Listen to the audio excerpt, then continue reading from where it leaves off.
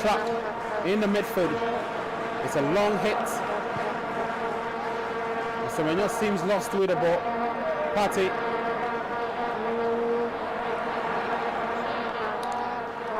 Mali starting another attack again. Ball now with Kamara. Kamara takes it to Diakite. Diakite will take the ball all the way back to Fofana.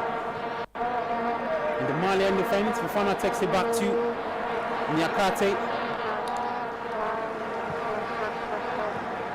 Nyakate finds Kamara. Kamara gives it to Doumbia. Oh, that's a good one from Doumbia. Wins a free kick for Mali. And wins that midfield battle again against Kwesi Sibo. It's all over in the first half. Referee Badi Luxolo has he blown his whistle? Yes, looks like Gratham, the Malian say, are asking questions as to why the referee has ended the first half proceedings, Michael. Well, yeah.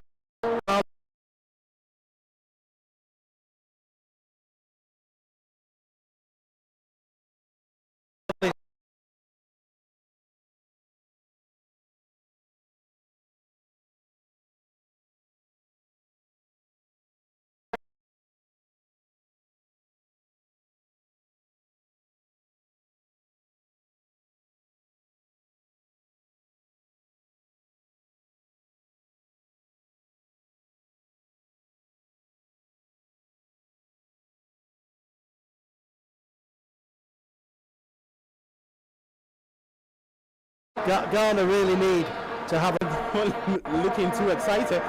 Fans at the Accra Sports Stadium are not excited about that first half action. It ended Ghana 0, Mali 0. We're taking a quick break. When we come back, we'll give you the second half action from the Accra Sports Stadium. 97.3, I'm Gabi Affair. Did this with Michael Porter. It's the 2026 FIFA World Cup qualifiers. Don't change your job. We'll be back after this.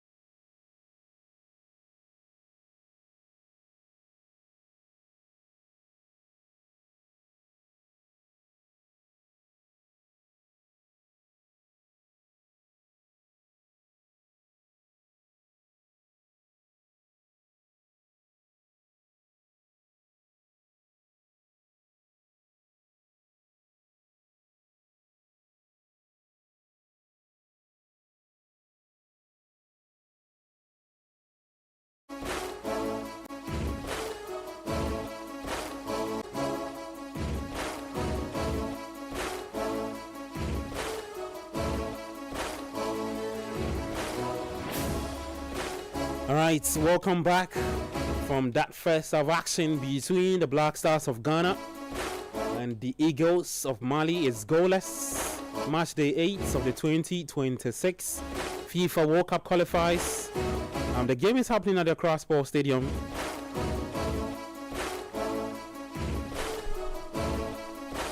Let me read some messages. In the meantime, you can also share your thoughts with me on 0549 986 996. I'm Gabi Affair. I'm in studio with Michael Porter, Yao Jeminta, Erin Kwakofi, and the rest of the City Sports team.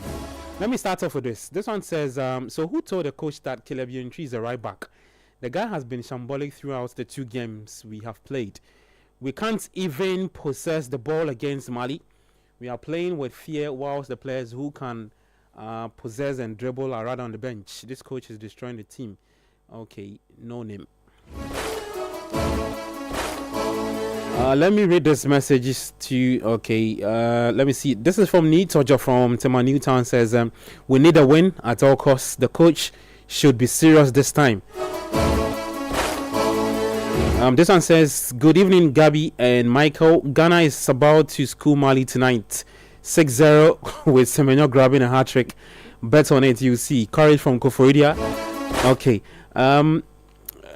Let me read some more messages. This one says, okay, it's not in relation to the game. Okay, they are not in relation to the game. Let me take Yaya Jamin thoughts, and Michael Porter is also in studio with me. Let me start off with you, Yao.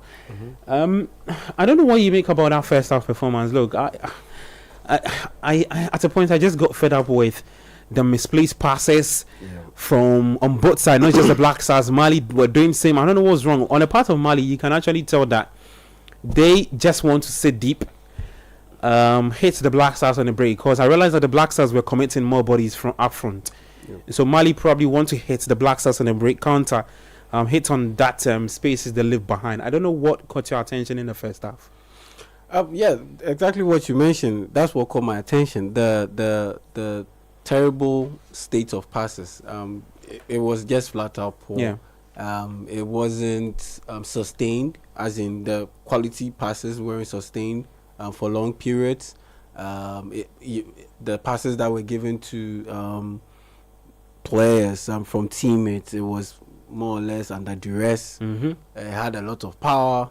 It made things difficult to control the ball, and yeah, it was just a half or an instance where we had a lot of passes that weren't necessarily played into players to be able to break down an attack.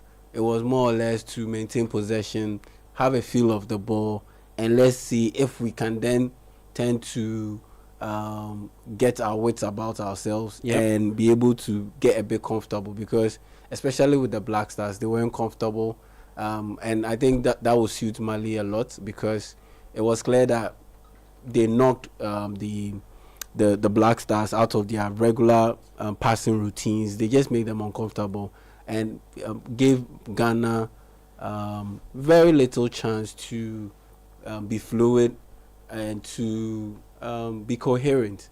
As in they just messed them up, and they didn't give them a time, an instance or a chance to build up any rhythm. Yes, that's the right word, to have any kind of rhythm. And you could tell with the way the Black Stars defended. You could tell with the way the Black Stars engaged with the midfielders and in attack. It wasn't coordinated. It lacked rhythm, and it was just one or two flashes. I wouldn't even say instance. It was just flashes that came up. And yes, the one time Mohamed Kudus beat his marker, that was Dante on the left, on the left side of Malian defense, and he swung in the cross. Yeah, Antoine Semenyo did well. He controlled the ball, and he shaped his body to deliver the quick swivel. But the shot was a little was poorly directed, and it lacked any kind of major power. It was more like a toe poke instead of a situation where you swing your foot towards the ball and to the opposite side, and it lacked direction and it lacked power too. So that was a bit disappointing. And I think all in all, yeah, it was a very hard game to watch. Generally, it was a very hard game to watch, and there were a lot of midfield actions. Yeah, but the lots of scrappy play a lot of scrappy in the plays, midfield too. but nothing majorly and overly quality. Yeah. To write home about or to stick with from that first half. And for Mali, I think they will be okay with the way they handled themselves in that first half. But for the Black Stars, it needs to be better. It really needs to be better. I would wish that the Malians would attack a little bit more on Gideon Mensah, because on 2 occasions where their winger had the better of Gideon, no, they were put in a one-on-one situation. He got the better. That's Koulibaly. Yeah, Koulibaly. He got the better of Gideon Mensah. Yeah. But I think his cross was a bit rushed. He should have been able to be a bit patient and give his teammates time to be able to position themselves better in the box, rather than try to attempt a first-time cross that was easily dealt by Jonas Ajete. And on the part of the Black Stars, look, Thomas Partey gets the ball, he progresses it a couple of times, and no one is giving him an avenue to pass the ball into the final phase of the pitch. In the sense that I could see a lot of the players, Semenyo, Jordan Ayew, not making themselves available. Yeah, more or less, not enough movement. Not enough movement, and Semenyo especially, you could tell that he was more or less hiding behind the defenders. He wasn't moving along a lot, and I didn't see a lot of that. And once your movement isn't on point, once you are generally static, it makes life quite easy for the Malian defense to be able to handle any potential attacking threat from Ghana. And so that's what I would love to see. I mean, that the forward line moves around a little bit more and better, trying to shift the positions of the Malian defenders and make themselves a little bit more available to just create openings for the midfielders to be able to deliver those passes. But aside that, it wasn't a great watch in the first half,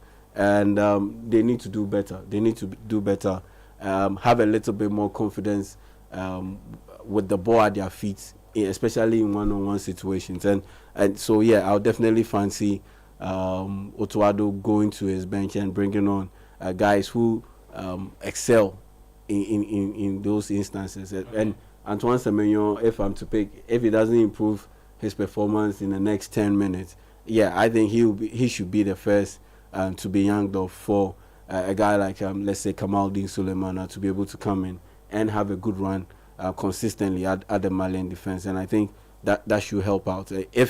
Even if the person does not improve, once you have players who can thrive in those one-on-one situations, that should be our get out of jail card that we can play and potentially get a goal. All right, let me try and chip in some messages before we get back to the second half action. This one says, today's match between Ghana and Mali is crucial. If Ghana learns from their previous game against Chad, which ended in a 1-0 draw, they have a real chance to come out victorious. They need to step up their game, improve their coordination, and focus on attack and defense with determination and strategic play. Ghana can secure a win and boost their confidence in the tournament. We won't tolerate a draw. A win is a must. Mausi Ayebi I-Star from the Volta region. This one says, good evening, guys. I really enjoying the commentary. Makes me feel like I'm at the stadium watching the game live. Okay, Prosper inside East Legon. Speaking of the commentary, let's get back to it.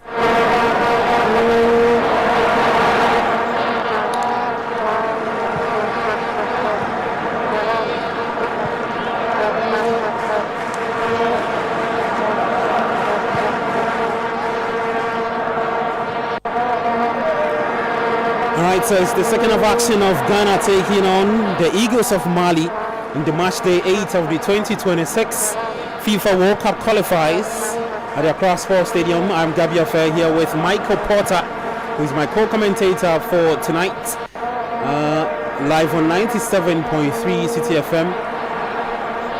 Goalless between the two countries, Ghana 0, Mali 0, and they have now swapped sides. Mali now kicking from left to right. The Black Stars kicking from right to left. The Black Stars rocking their all yellow jersey with the Malians in their top green, white shorts and white hose in there. It's a nicely slotted pass into the defense of the Black Stars, but Salisu will take care of that. Still a bit of a scrappy play just around the Black Stars defender. Michael, we're back in the second half. Yeah. Both teams hoping that they can rewrite those scrappy plays early on in the first half. Yeah, I think you're right. The game really needs a goal. That's going to open things up. Mali need to win this game. They can't sit back and defend. Anything less than 3 points today is they need 3 points to survive in this group with 2 games to go. And Ghana, they really need to score that first goal.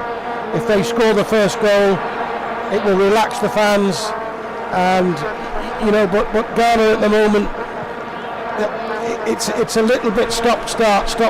A lot of silly free kicks being given away, losing possession. I'd like to see Ghana attack down the wings a bit more.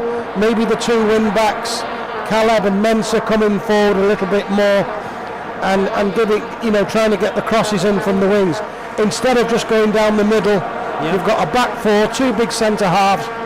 It's not causing them any problem whatsoever. Oh, and that was a good hit from Caleb Yurinchi. Wow. My goodness. Wow. And Mali's goalkeeper did not believe what he just saw from Caleb Yurinchi. Look at what a shot again. What a shot that was.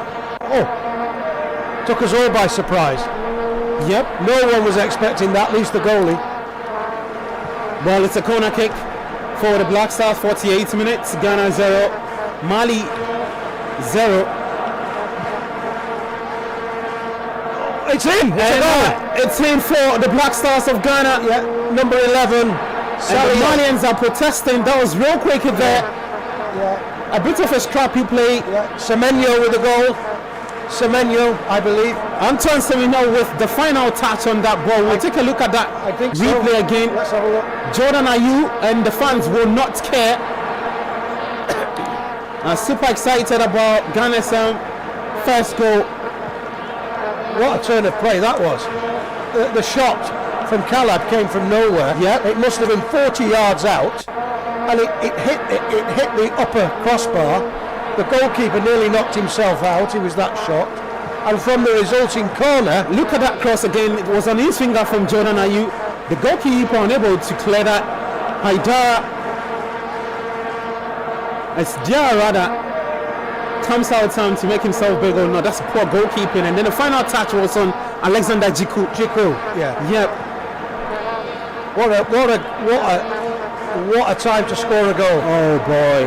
They're going for a handball there, aren't they, Mali? Look, they're saying he handled it. Yes. Let's have a look. So that's a Jiku. It came off his leg, I think. Let's have another look at this.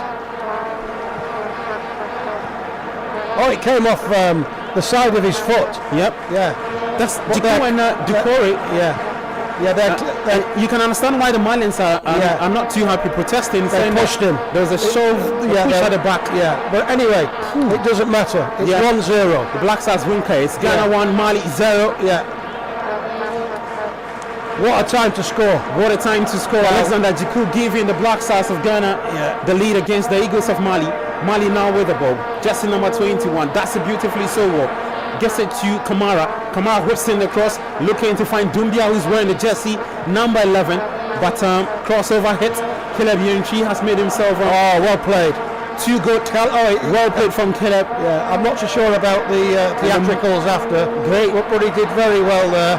You see the Mali players are getting very irate now. Look, and they're getting really, really irate with the referee, with the Ghanaian. They're losing their discipline. It wouldn't surprise me if you saw a red card today, from Mali. All the players are getting involved. Every decision the referee makes, they're unhappy about. I mean, Caleb did very, very well here, holding the ball off. And look, you need him in the back. Yeah, need him in the back. Down to frustration. No need for that. No need for that. No need for that at all. And Caleb has done brilliantly well to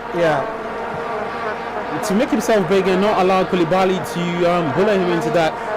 It's a goal kick for the Black Stars of Ghana, and Mali are looking to qualify for their first ever World Cup.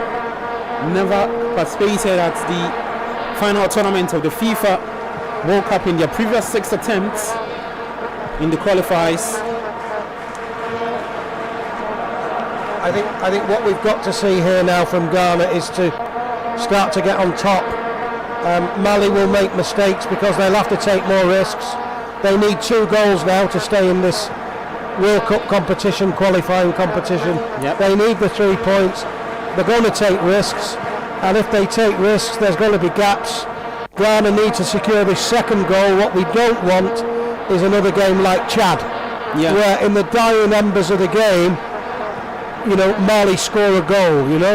That's what you don't want. So Ghana need to build on this now and get a second goal. Well, Ghana needs to build up on this and get second goal. The Black Stars have got some goal record at home when it comes to the World Cup qualifiers. Since 1962, they've been able to deal with that. And Mali in the box, and that's a good clearance from Gideon Mensah. My goodness. A good sweep by Gideon. Mali starting another attack again. Ball now with Kamara, finds Dumbiak, finds Koulibaly on the right side, takes all the way back to Kamara now. Kamara will change sides, will take it to Dante. The Malians are coming out now. Michael, you can now realize that the shape of the Malians have not changed. Yeah, you see Tom Saintfield, he's changed tactics, formation.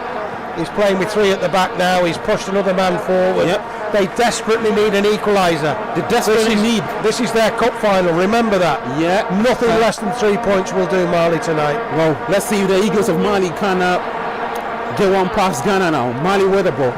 Gives it to Koulibaly. Koulibaly exchange of passes. Sweet on the left side there. Finds Dumbia. It's a good clearance by Jonas Ajete into the fence. Yeah, you can sense in the stadium now that looking at the people's faces, they're a little bit more relaxed now that goal has gone in. That should filter through to the players. So the expectations are very high there with the fans. As I said before, Ghana really need to get a second goal. Ghana needs to get a second goal.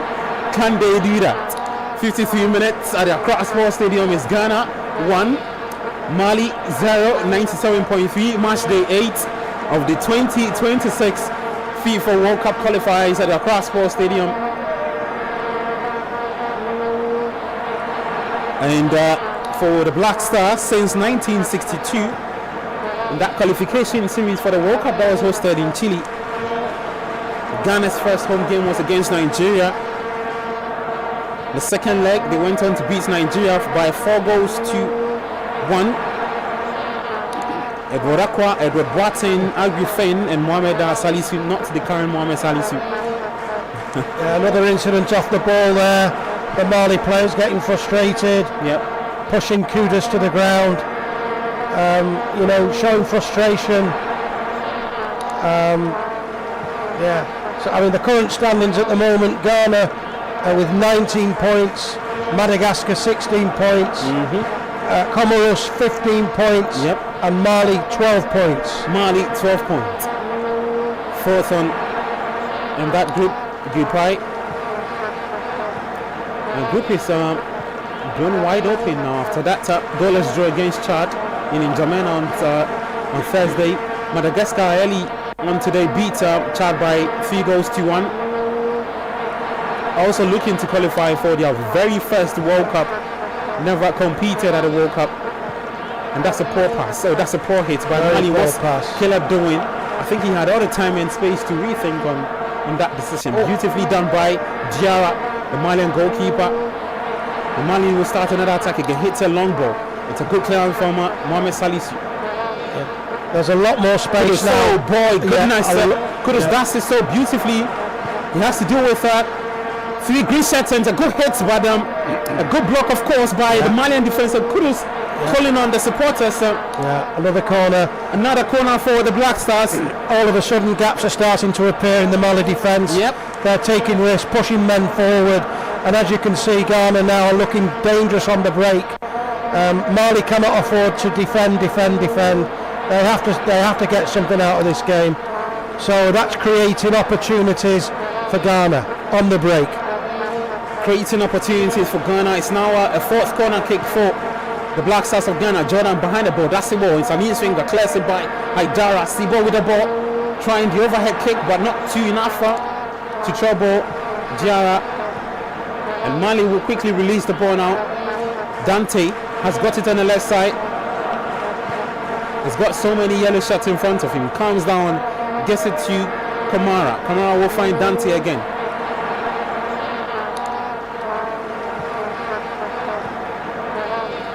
Ball now with Koulibaly. Action of passes just on the left side. Koulibaly, Dante, and Diakite.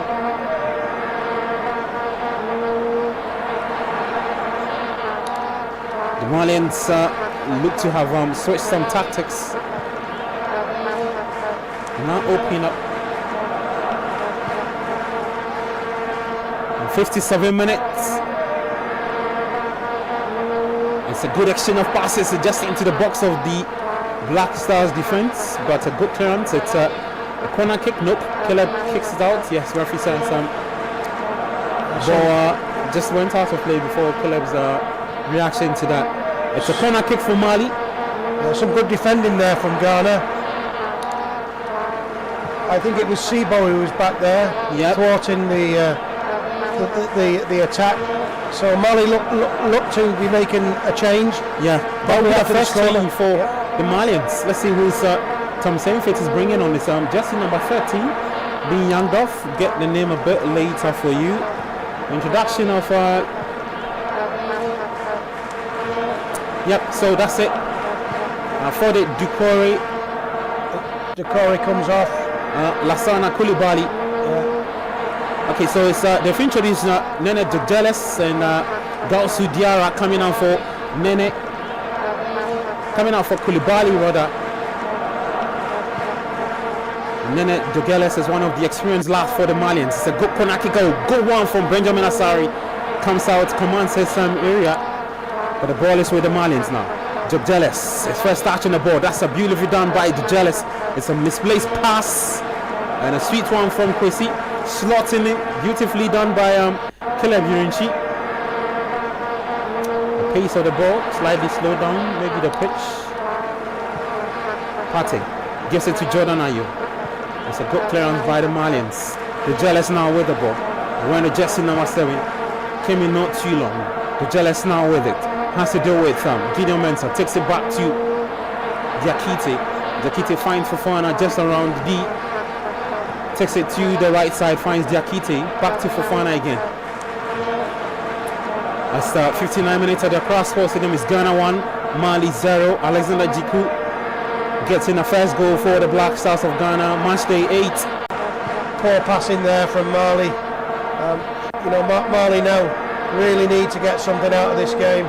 They've made 2 substitutions. They really needed to get a goal from somewhere. At the moment, you can't see a goal coming, but that's what we said in the last game against Chad, if you remember. We can't see a goal coming. Well, it did, didn't it, in the dying embers of the game. And it came. It came. It came for Chad. And look, there's more confusion now with this referee. I'm not quite sure what's going on.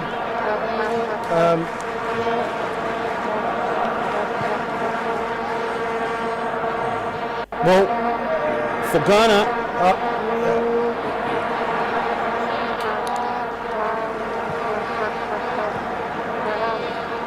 they've played 49 World Cup qualifiers at home since their first attempt for the 1962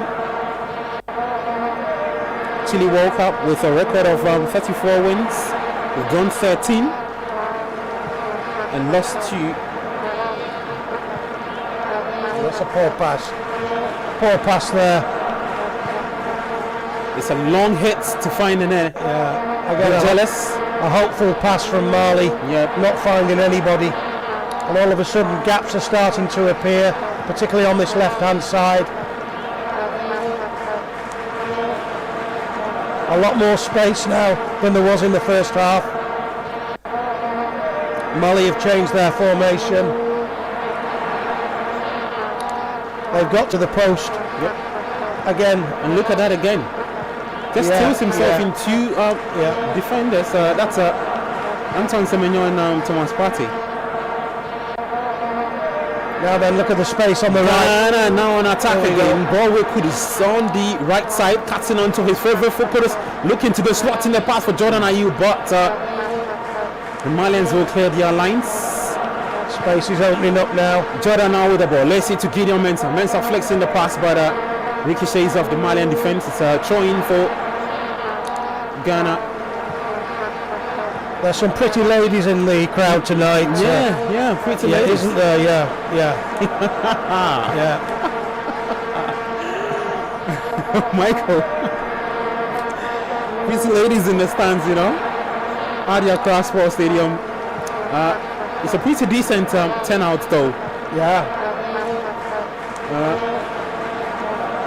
And Ghana people say they've lost some love for the Black Stars, but when it's match day, Mike, I tell you what, you find people still rocking their jerseys and thronging into the stadium to go support their team. Yeah, great. And today is a perfect example of it. And that's how it should be, your national team, you know? Yep, a similar crowd like what we saw against Chad. Yeah. When the Black Stars annihilated Chad by 5-0 at this same venue.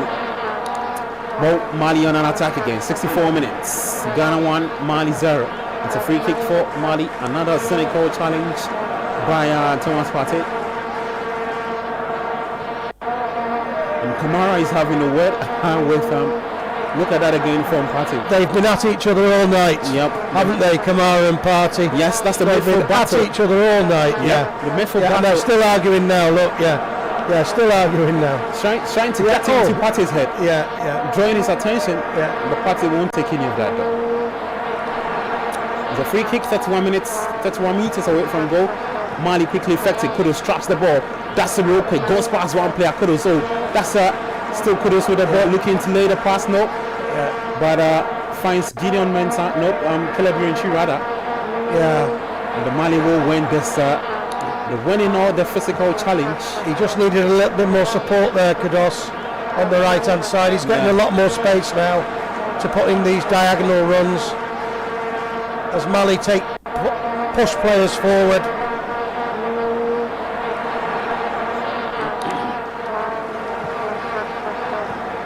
Mali pushing players forward. 65 minutes. It's Ghana 1, Mali 0. Adia Cross Sports Stadium, match day 8 of the 2026 FIFA World Cup qualifiers. Dojeles has to do with 3 yellow shirts. Kosi Sibo just right in front of him. Exchange of passes by the Malians on that left side of the Ghana. Hits a long one, but good save from Benjamin Asari.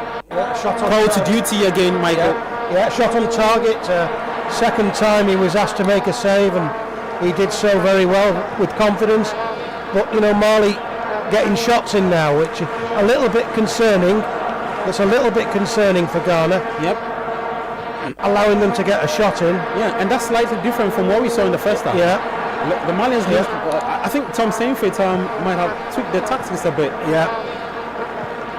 They're creating more chances on the front foot. Yeah. Very clinical in the final third, unlike what we saw in the first half. Mali will come again. It's another hit. Good block. Yeah, another shot at goal. Yeah. You know, they are starting to press now. Yep. Ghana's got to be very careful here. Ghana would have to be careful. Mali, another attack. In the last 5 minutes, it's just relentless. The switch side finds Kamara. That's better from Ghana. Dojeles now with the ball. Rocking the jersey number 7. Oh, sweet foot by Dojeles Nene. That's 2 yellow shirts in front of him. It's a misplaced pass. Kudus will take that. Yellow card. Kudus is up and rising again. He's got Semenyo just right in front of him. What will Kudus do, boy? That's a really wrong pass from Mohamed Kudus. Yeah, I think the referee needs to come back to that because it was a dreadful tackle. Yeah, initial tackle there. Look, he's playing on. Yeah. Referee from South Africa says play on. Kudus still lying on the turf. Mali will start another attack again. Kamara wearing a jersey number 19, intercepted beautifully by Thomas Partey. The Malians still do have the ball now. Dien slots in the pass for. Good defence play there. I think that was Caleb. So good defensive play. Yeah. He's having a better second half, Caleb. Look at these two. Yeah, arguing again. Just get on with the game, yeah? Yep. And the Malians are talking a lot, no? Yeah. Uncle Tom there getting involved with everybody. Yeah. Yeah, they're all unhappy at the moment. More substitutions. More substitutions for Mali. And Michael, guess what? We've got Mali texting us, listening to the live commentary. Yeah. He says his name is Abubakar. Welcome. I'm a Malian listening to you guys. You're very welcome. Well, Mustafa Sangari has been introduced by the Malians. It's all over for Sinayoko. Yeah. Another attacker introduced by the Malians. Yeah, Sinayoko, he's not had a bad game, but Tom Sentfield has decided to change things around a little. Yep. But you can see the space there now at the back. At the back, his Yeah, space though. you can see. But Ghana needs to be better with their passes because they're just giving the ball away. It's just two centre backs are on the part of the Malians, but the Black Stars are unable to capitalize on those spaces now there. And it's Mali who look more dangerous at the moment. They look more dangerous. Oh, Kamara, just in number 12, takes it to Nyakate. Nyakate will find now. Dante is the left back for Mali. Gives it to Kamara. Kamara hits a pass, looking to connect to Kamara. It's a good clearance from the Black Stars. Jiku Straight back to Mali again though. and look at the press from Mali. Yeah. Just pressing the Black Stars in their own half. Just left two defenders in the Mali attack again. It's a corner kick. Yeah. This is a good passage of play for Mali. All of a sudden Ghana under pressure. Is it time for a change? Is it time for Atawado to change things around a little bit? Yep. It's looking a little bit stale. Maybe people are looking a bit tired. Maybe it's a good time to make a change. Mali have already brought 4 players on. Yeah, you know, you've got to think seriously about making a change now. Yeah. Atawado. It's a corner kick for Mali, 70 minutes. Then the jealous just behind the ball for the Malians.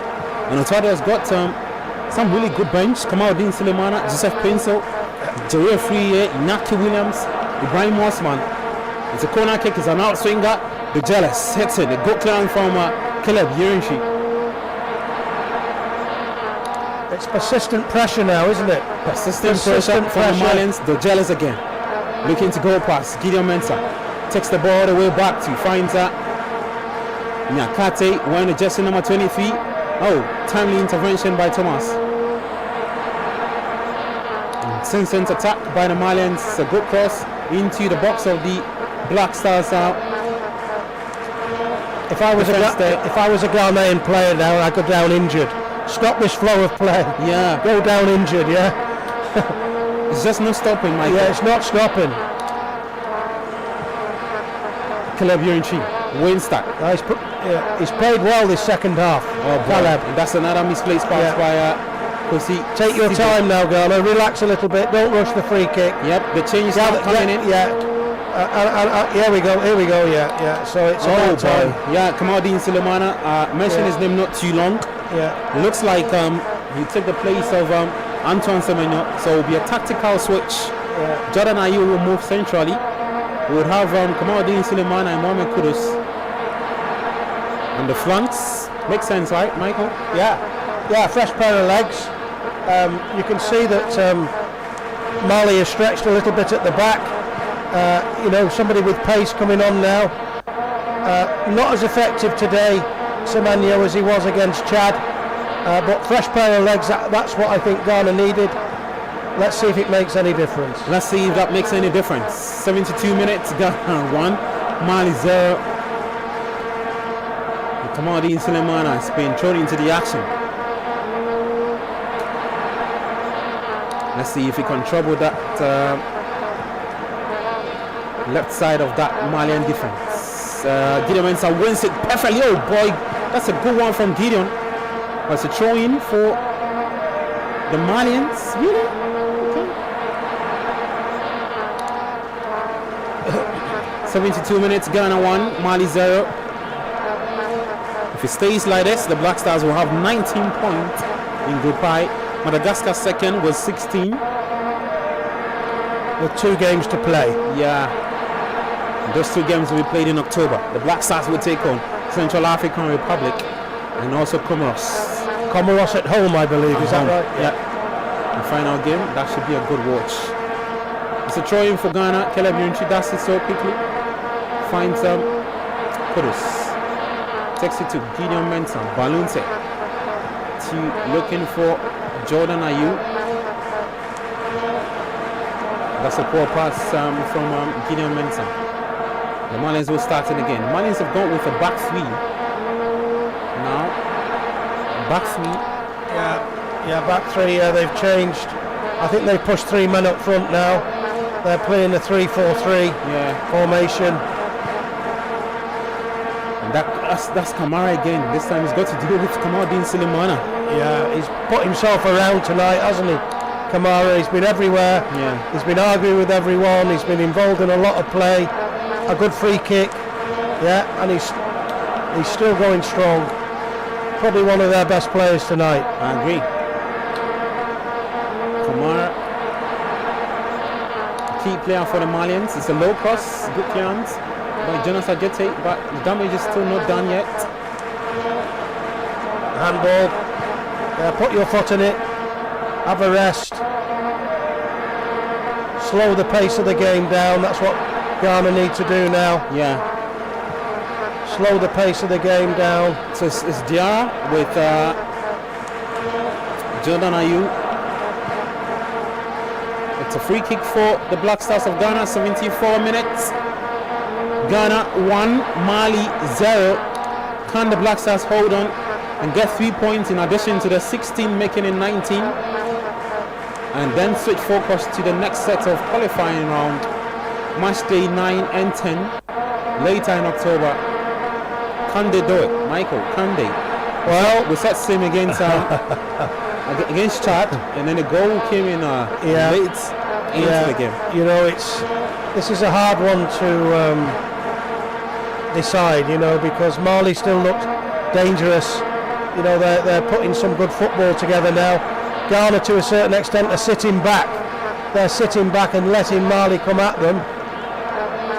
Another big shot there, not on target. I mean, they're shooting from about 30 yards out. Yep. And as long as they're not on target, it's not going to cause Ghana any problem whatsoever, which is a good thing for Ghana. But the problem is Mali have got most of the possession, you know, and Ghana need to stop that. They can't sit back too much on a 1-0 lead.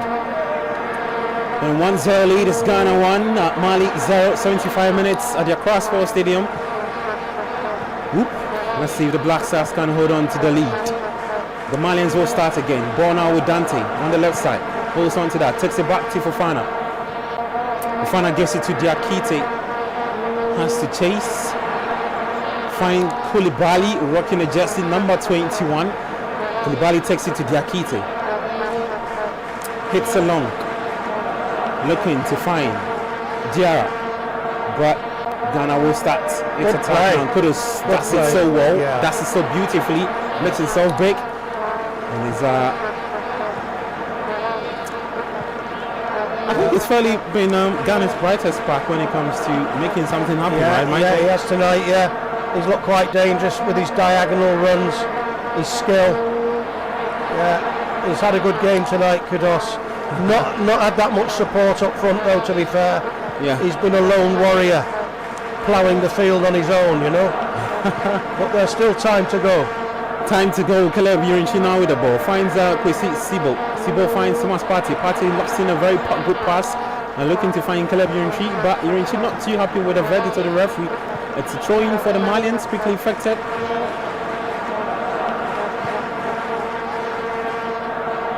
.77 minutes.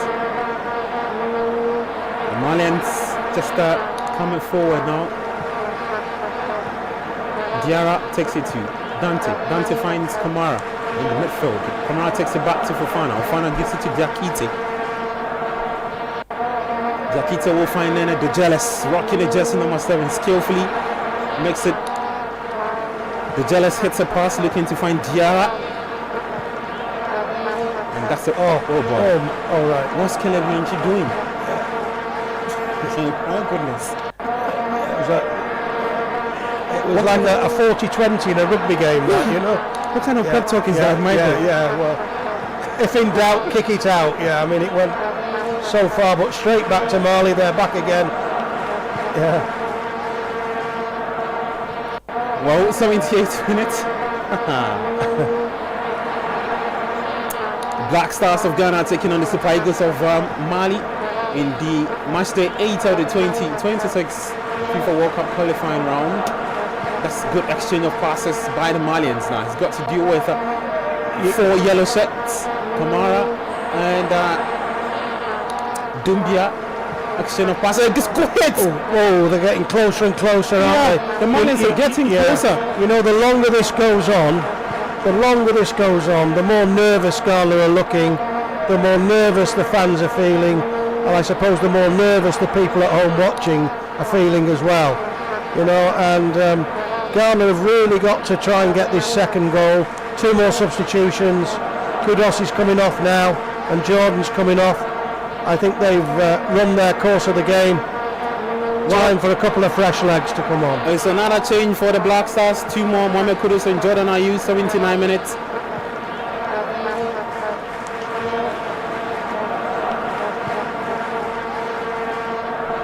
Ghana 1, Mali 0. Joseph Pinso and Iñaki Williams have been introduced now.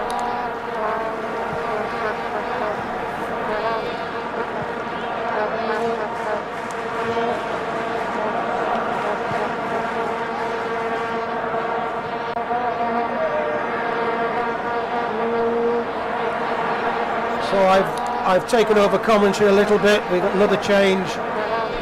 Number 20 coming on for Mali. Another Kamara coming on for Mali. We've got 2 Kamaras and 2 Koulibalis on the pitch now, if that's not enough to confuse you. Diakite's come off and Dante is on.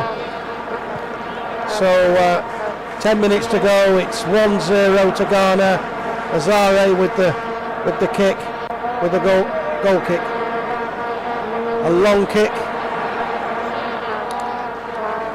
Mali pick it up again on the halfway line. Come down to the right hand side. Good tackle there from Thomas Partey.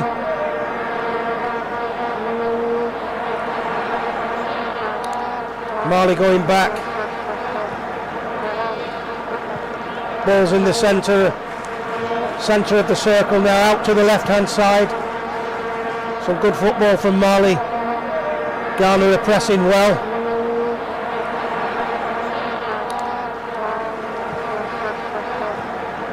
Cross comes in and easy for Azare there, no trouble at all. Absolutely. I expected Leonard Douglas to provide a better cross, and he did. He's two-footed, but it looks like it's clear that he prefers to play on his favorite foot, which is his left foot. Yes. And we just saw that happen with that particular cross. He delivered a cross with his right foot. It was a good cross, but it was just overhit, and it made things a bit easy for the Venezuelans to just clean that. So a chance for Mali there now. Another free kick, stop and start game again. Mali have got the free kick just 10 yards over the halfway line. It's Kamara on the ball again. Kamara on the ball, got to be careful here, Ghana, you don't want another booking. Tom Saintfield shouting instructions from the sideline. Mali are desperate for a goal. 82 minutes gone, Ghana lead Mali 1-0.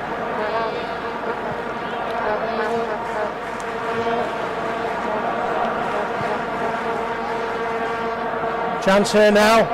Chance. Oh, good chance here around the back. Oh, the pass was too long. I think he overdid it. I think he overdid it. Once he beat Caleb Ewanchi twice, he just needed to send in the cross, and he went in for another. It's got on the break. Dribble. Oh yeah, sorry.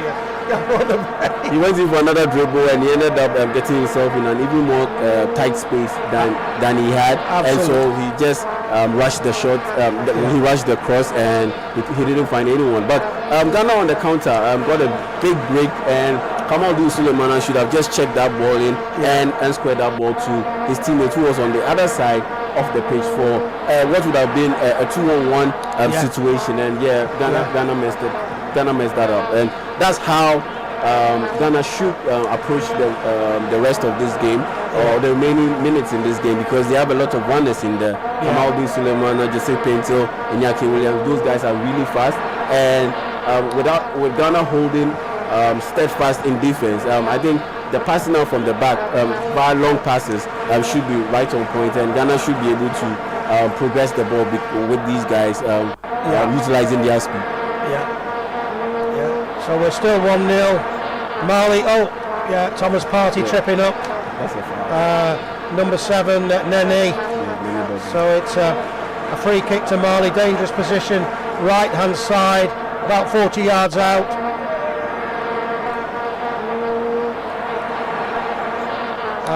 Ghana player down with cramp.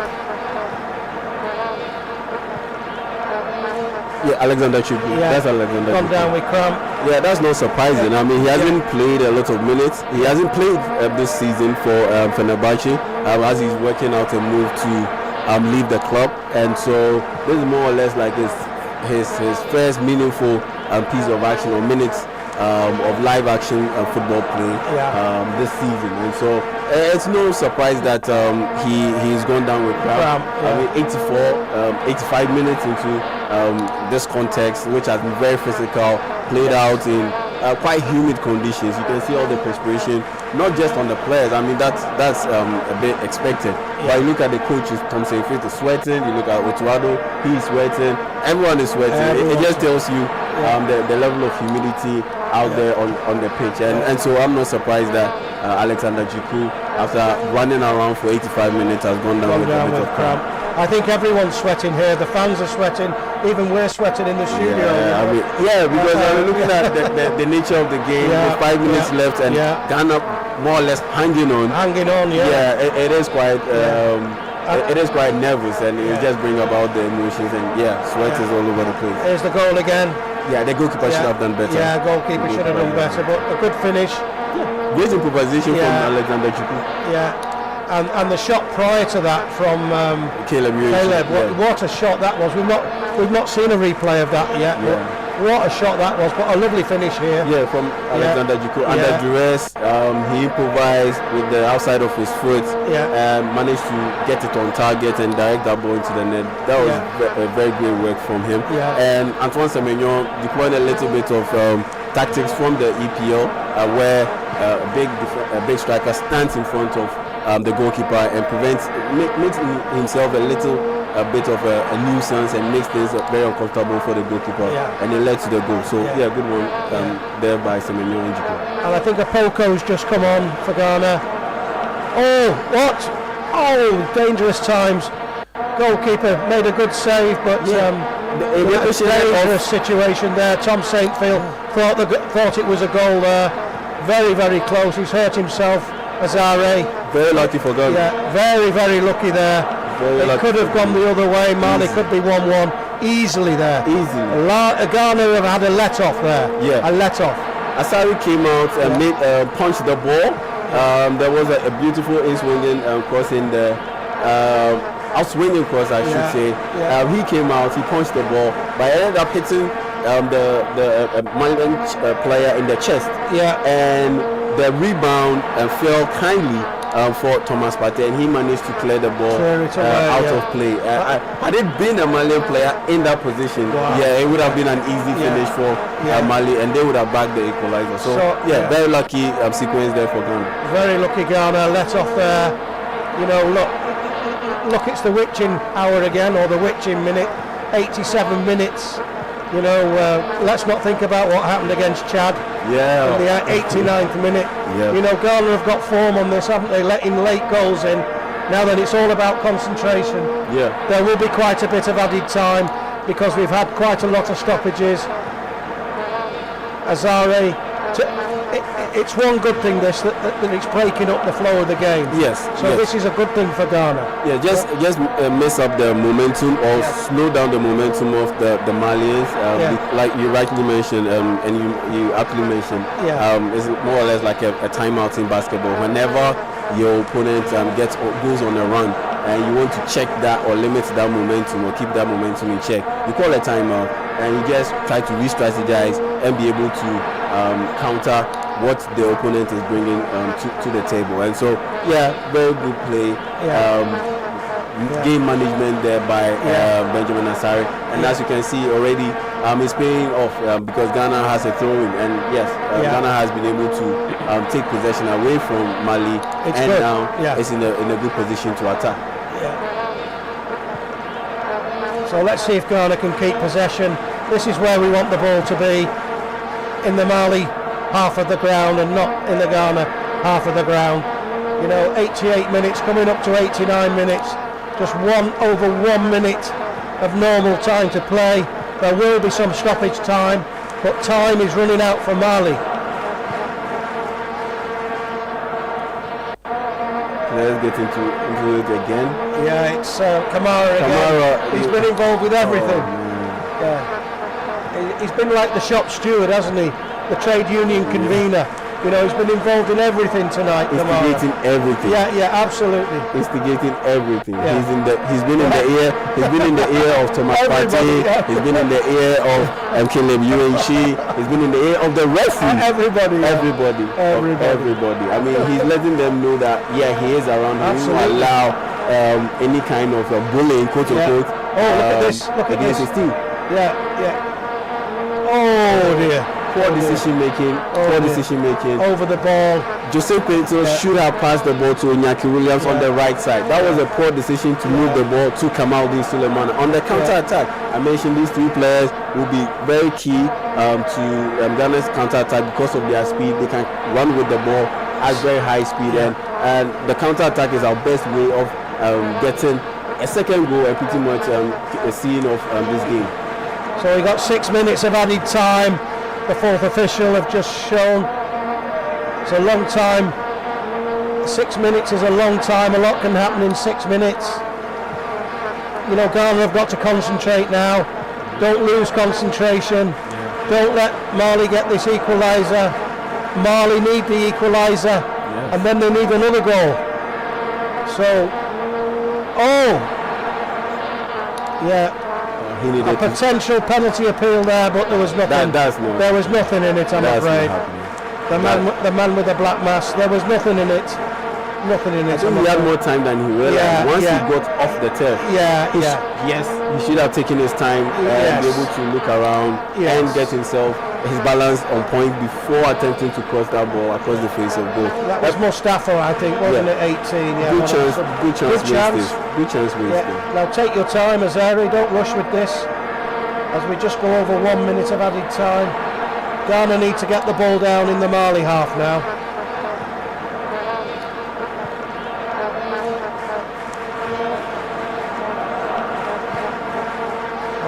Some space out on the right for Caleb.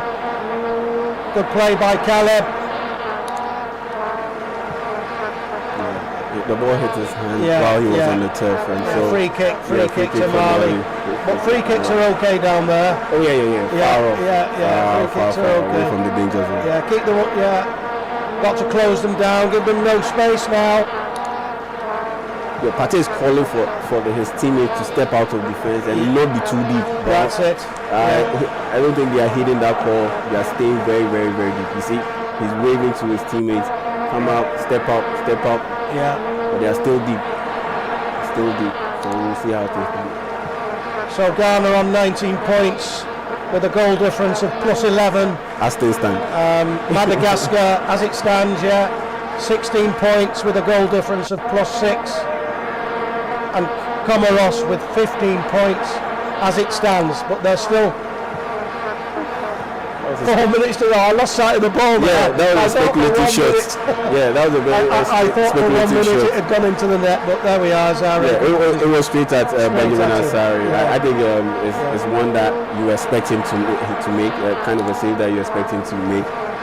Straight down the middle, had decent power on it, but it was a bit too far out to trouble any competent goalkeeper. And Asari proved himself as a competent goalkeeper. And the Ghanaian defence has done very well, restricting Mali mainly to shots 30 yards out, which has not been too much trouble for the goalkeeper. But they're being tested again here. Oh, another shot, not too far wide. Mali, it's all Mali now, putting shots in. The goalie's gone down again, injured. His right shoulder. Azari is down, there we are. Kamara with a shot. A good shot. Punched out.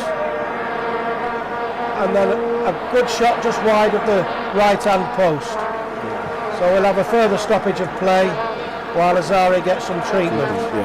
Ghana has done very well, with the back line has done very, very well, dealing with the long balls and all the crosses that have come in. That looked to be a sign of a bit of a weakness in this team.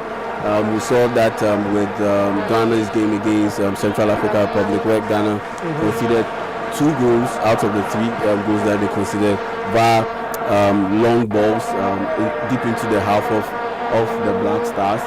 But this time around, they are holding quite firm. And they are doing a good job so far defending. In attack, they are missing some good counter-attacking opportunities, but in defense, they are holding their own. So far, so good. Just under 2 minutes, the cross comes in. Again, Calab gets but straight to a Mali player. They're back again. Right, keep hold of the ball, keep possession now. Okay, kick straight back. Inviting Mali back up again. Here we go, another wave. Good defence from Ghana again. It's back and two. Sibo managing to get that one away. Have Mali got anything left in them? Are they going to get this equaliser? Good play here now. Bringing the ball away. That's what he needs to do. This is good. Move the ball, run with the ball, progress the ball, keep it. Keep hold of the ball now. Just keep possession.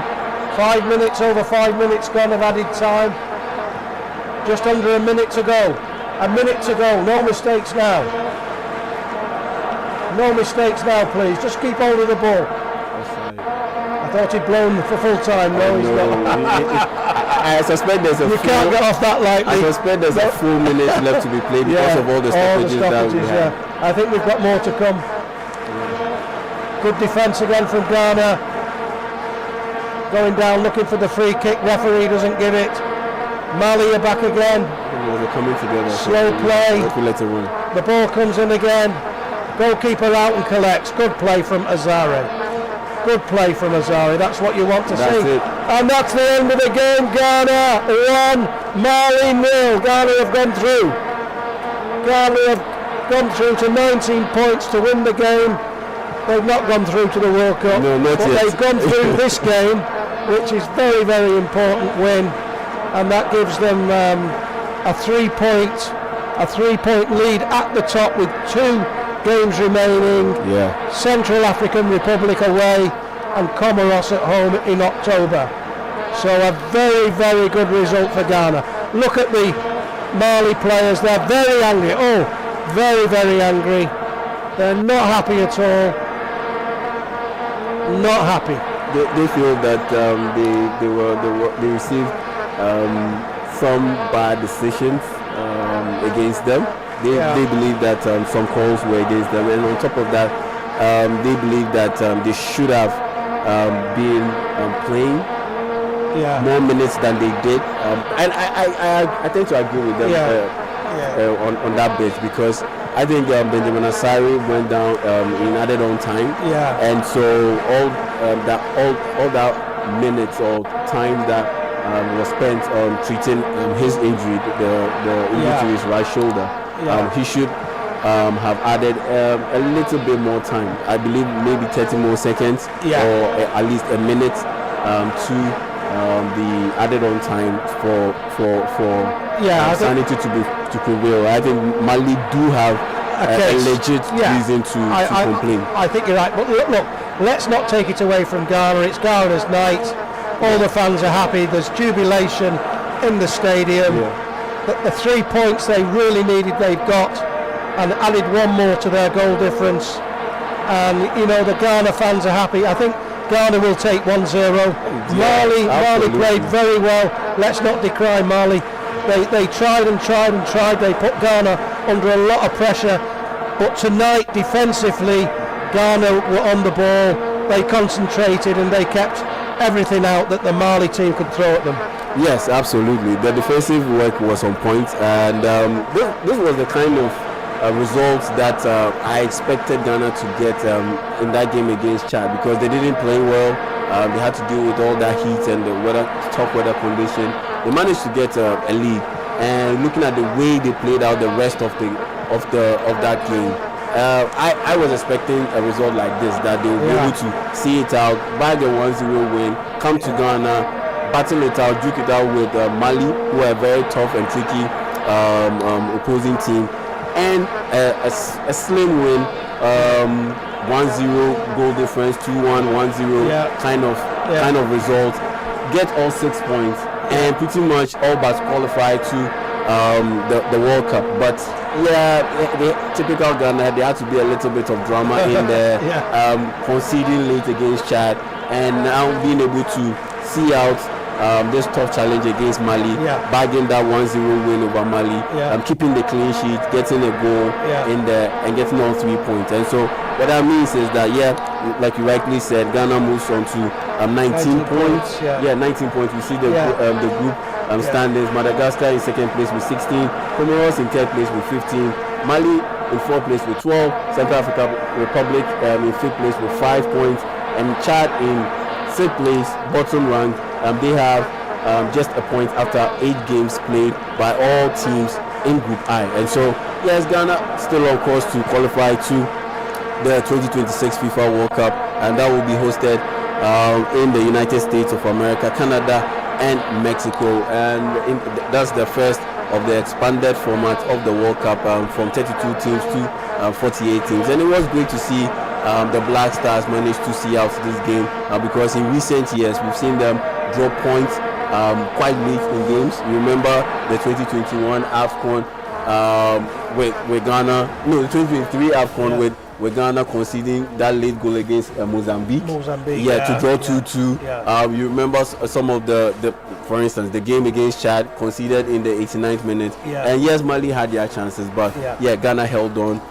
Their discipline was on point. They didn't, more or less cower at the immense nature of the game with World Cup qualification on the line, and they managed to see out this game and managed that win over Mali. So good point, good result for Ghana. Good 3 points won by the Black Stars. Yes, qualification to the 2026 FIFA World Cup still on course. At the end of the day, in a game like this, it's not about the performance necessarily. It's about how Ghana managed to secure that win, secure that goal, and end up with all 3 points without conceding a goal. So good job to Otuado and his boys, and I just can't wait to see what happens in the subsequent qualifiers that we have against Central African Republic and Comoros.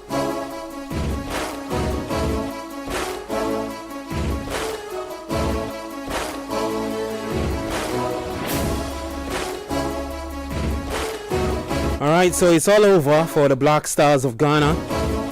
3 points against the Eagles of Mali.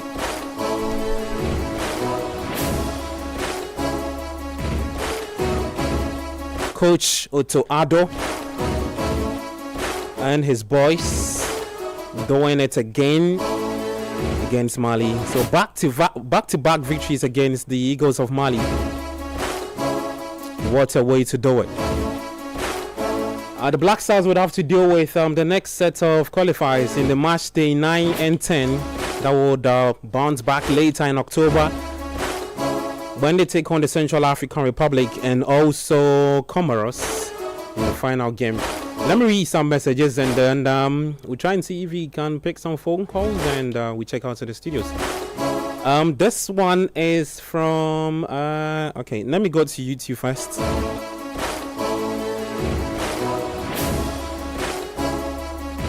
So Frederick Ajay says okay, this is from Hopes Global. I think in that's his text had to do with the commentary at the time. So Kamaldeen says this guy is what a chance. Kamaldeen is a finished product.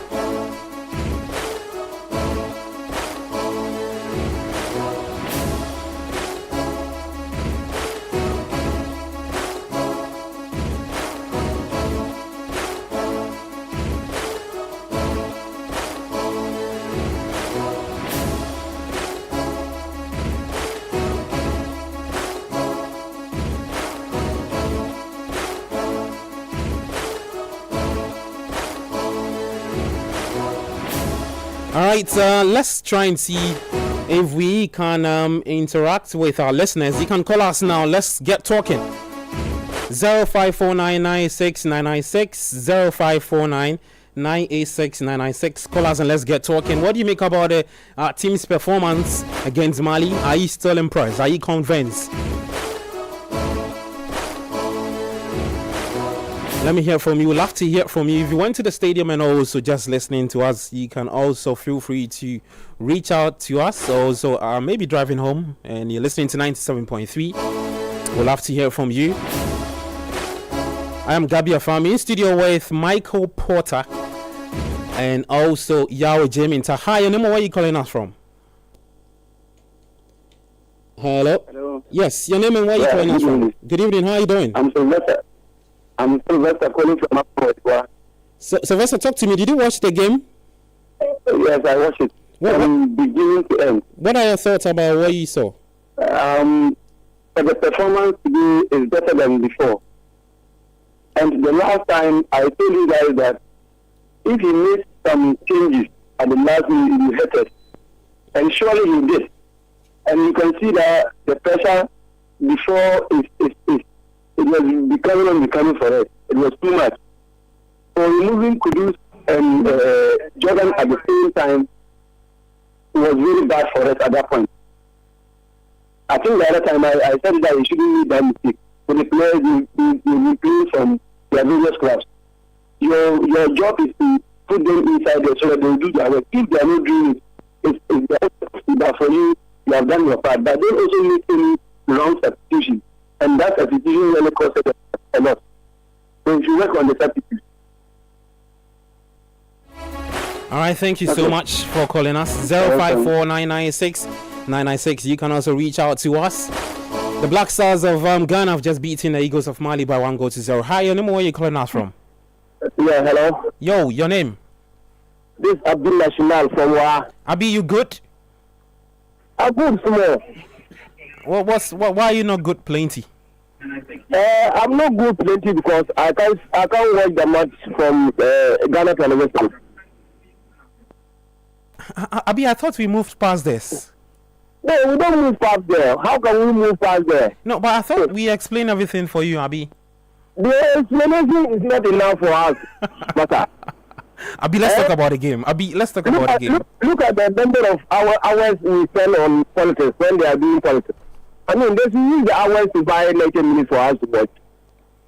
Sure. But my comment on the football is that our coach is always making mistakes by removing Kudus at the end of the match. Because when Kudus is there, the defenders are afraid to go out. The moment you remove Kudus, there's a chance for them because he's the one that they always fear. So he did that in Chad, and Chad defenders came out and equalized the goal. And today he did that same mistake by removing Kudus. No, Kudus, 5 people, 3 people mark him. The moment you remove him, they know there's nobody there to make fears in them. So, I mean, you have somebody to tell the coach. I mean, such people, you don't remove them at the end of the match. All right, thank you very much. Thank you, Abi. Sometimes we do get give us a football sport. If not, I mean, they should do something. I beg. All right, sure, we'll do that. 054996996 054996996. When you call, just make it snappy for us so that you can give opportunities to other people to talk to. Hi, your name, where are you calling? I'm calling from Northwich. You know, before you proceed, right? Turn down the volume of your radio. Okay. All right, now talk to me. Oh, still turn it down. Don't listen to yourself. Okay. Hello? Turn everything down. It's off. No, I can see. I don't have anything in my room. It's off. Okay, talk to me, bro.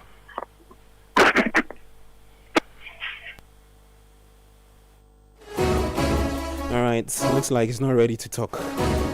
054996996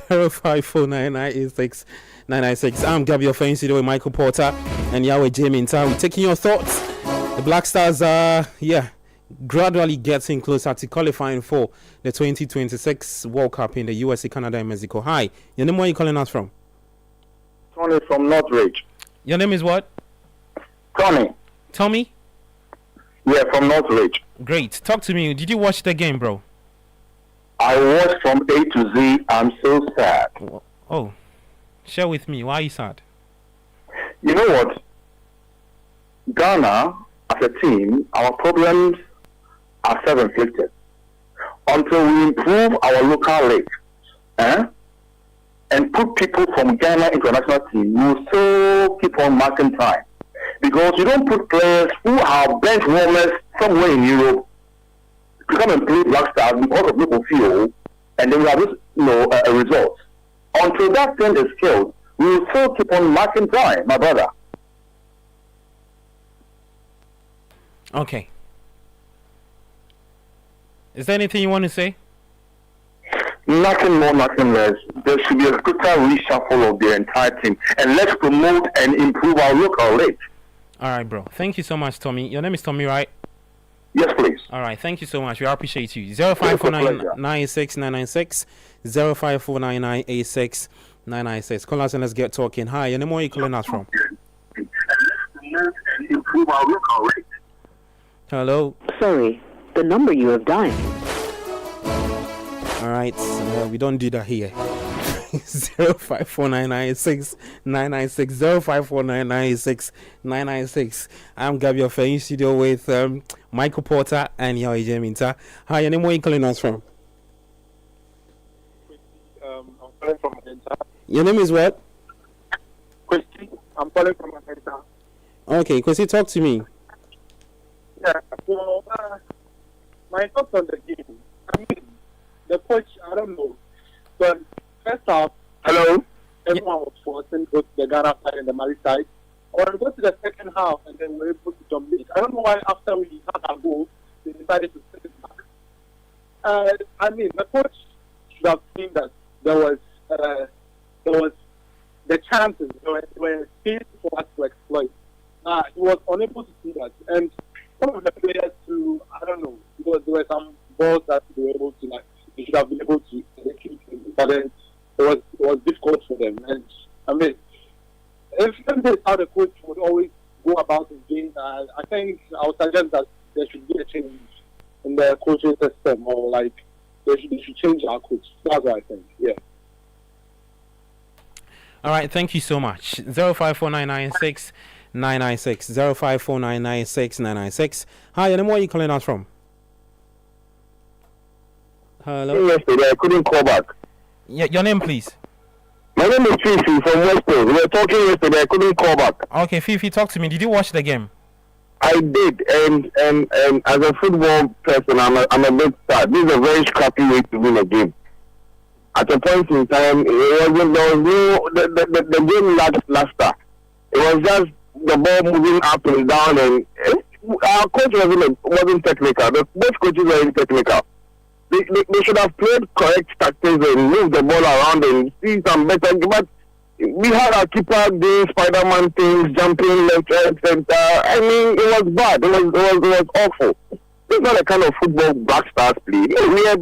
We are ball possessing team, and look, we couldn't even possess the ball. We had to be hitting the ball out and out like that. It was embarrassing. Although we won, but then it was a very scrappy way to win a game. I'm sad. Our football is really declining. Thank you. All right, thank you. 054996 996. Hi, where are you calling us from? My name is Kwame Dan. I'm calling from that one. Your name is Kwame Dan. Yes, sir. Did you watch the game, Kwame? No, I didn't. I followed through the commentary. Okay, so I think you caught you had a glimpse of what actually happened, right? Exactly. I was impressed. I think Ghana should do better. This is not the way Ghana used to play. We play, we win, and we are excited. Today, we played, we have won, and I don't see the excitement in town. So I think we can do better. Otuado, I think he should go. We should find a better replacement for him going into the World Cup, because if we qualify and we continue to keep Otuado and play like we played today, you ever feel good stage now ever feel. So I think the boys, that's the best we have. But then if we can get a coach that is up there, I think we can get the best out of them. We have won, I'm happy, but I'm not impressed. Thank you, Gabby. Thank you so much. 054996 Hi, your name, where are you calling us from? Hello. Talk to me, bro. Your name, please. This is Ivas from Katama Sukudoku. Evans, did you watch the game? Yeah, I did not hear the commentary on the radio. Okay, so what are your thoughts about the game? Oh, for the game, I need the coach. The coach need to improve on his work. Today, that thing he used to do, the changes he used to do doesn't help us at all. Today, really causes the one that caused the chat. Removing some prominent players in the game for that time. So we need to be talked to. That team has been done. Daniel should not be happy until we qualify. Because this Black Star team, how it has been now, unless we qualify before. So the fans not to be happy about the win. Thank you. All right, thank you so much. 054996 054996. We're taking your thoughts after Ghana's win against Mali. Hi, your name, where are you calling us from? Okay. 054996 054996. Let me take some messages. Okay. So this one says, good evening, guys. Really enjoy the commentary. It makes me feel like I'm on the stadium watching the game live. Prosper inside East Legon. Okay. Please, sports team, Sako Tuado now with all his assistants. What's this? Please, sports minister, we don't need this type of player. Play Daniel Harrison Ado from Hacho. Okay. When I heard Donald Trump in your studios, I knew Ghana will. Are you referring to Michael Porter? Michael, somebody is referring to you as Donald Trump. Oh, that's okay. I'll put a tariff on him, tell him. Yeah. Okay. So, of all the coaches in the world, is this the only one Ghana can afford? Kwabena Anson from Tabora. Okay. Prince Harry Kofodia says, even though we still won, I still want Otto Addo to go. Okay. Another one says, it's very clear that the Accra Sports Stadium, the nation's Wembley, is the fortress of the Black Stars rather than the Barbarian. I would say Ghana from Raymond Dakota inside Tema Community 4. Okay. We're still taking more calls. 0549 96 996 0539 96996. Let me run you through the groups, how it's looking like, and the result from today's World Cup qualifiers. And we'll be checking out to the studio at 10 p.m. So it started this afternoon. Equatorial Guinea lost to Tunisia. Tunisia have booked their place at the World Cup, the second country from Africa to qualify for the 2026 FIFA World Cup in the USA, Canada, and Mexico. Mozambique also beat Botswana by 2-0. Zambia lost to Morocco. Morocco have already qualified. So 2 nations from Africa already. Guinea played out a goalless draw with Algeria. Guinea-Bissau beat Djibouti by 2-0. Madagascar 3, Chad 1. Malawi 2, Liberia 2, Uganda 2, Somalia 0, Ghana 1, Mali 0. Libya beat Swatini by 2-0. So that's it tonight. Mike, let me take your thoughts on just the games that have taken place today in African football. Tunisia and Morocco have already booked their place. 2 countries already, 2 nations from Africa. So 7 more slots available for the rest of the groups to take that spot and go to USA, Canada, and Mexico. Yeah, I Tunisia and Morocco, they're regular contenders for AFCON. They're always strong teams, and you would expect them to go through. The North African teams tend to be always have strength and depth and some good quality players, so I'm not surprised that they've already qualified. And of course, Morocco are also hosting the African Cup of Nations, aren't they, later this year, December and January. So 2 good sides gone through. I look forward to seeing them in the World Cup. Just your thoughts about Ghana's display today. They have to do with Central African Republic and Comoros in October. I think what I have learned, I've been involved with commentating on AFCON in particular, and I've noticed Comoros and also Madagascar, the 2 teams that have really developed over the last 40. We're talking about very small principalities, and yet they surprised a lot of teams in the last AFCON, and there's some very good sides there. So the Comoros game could be an interesting one. Again, Central African Republic. You would probably describe them a little bit like the Chad game, and that's not being disrespectful to the CAR. You would expect Ghana to win the home games. Look, let's look at the maths at the moment. Ghana are +3 points ahead. They've got a strong goal average of +11. So that means that they're already 1 win ahead. So even if they lose 1 game, they're still going to be, at level points with probably a stronger goal difference. So I would say to qualify, Ghana have got to win 1 out of the last 2 games.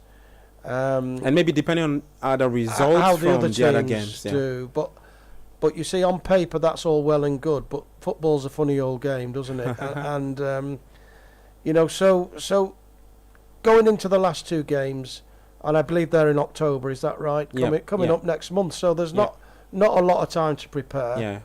Ghana's got to really be looking to take 4 points from those last 2 games to secure. I mean, we're looking at other results as well. Madagascar and Comoros, if they slip up, then it could all be over before the last game's played, And I'm not quite sure who are they playing in the next 2 rounds, Gabby? Comoros, are they playing each other? Comoros will take on... Comoros takes on Madagascar. Wow. And their next game is against Ghana. The final game here at the Accra Sports Stadium. So Comoros have got a tough run in, haven't they? So Madagascar have got 16 points.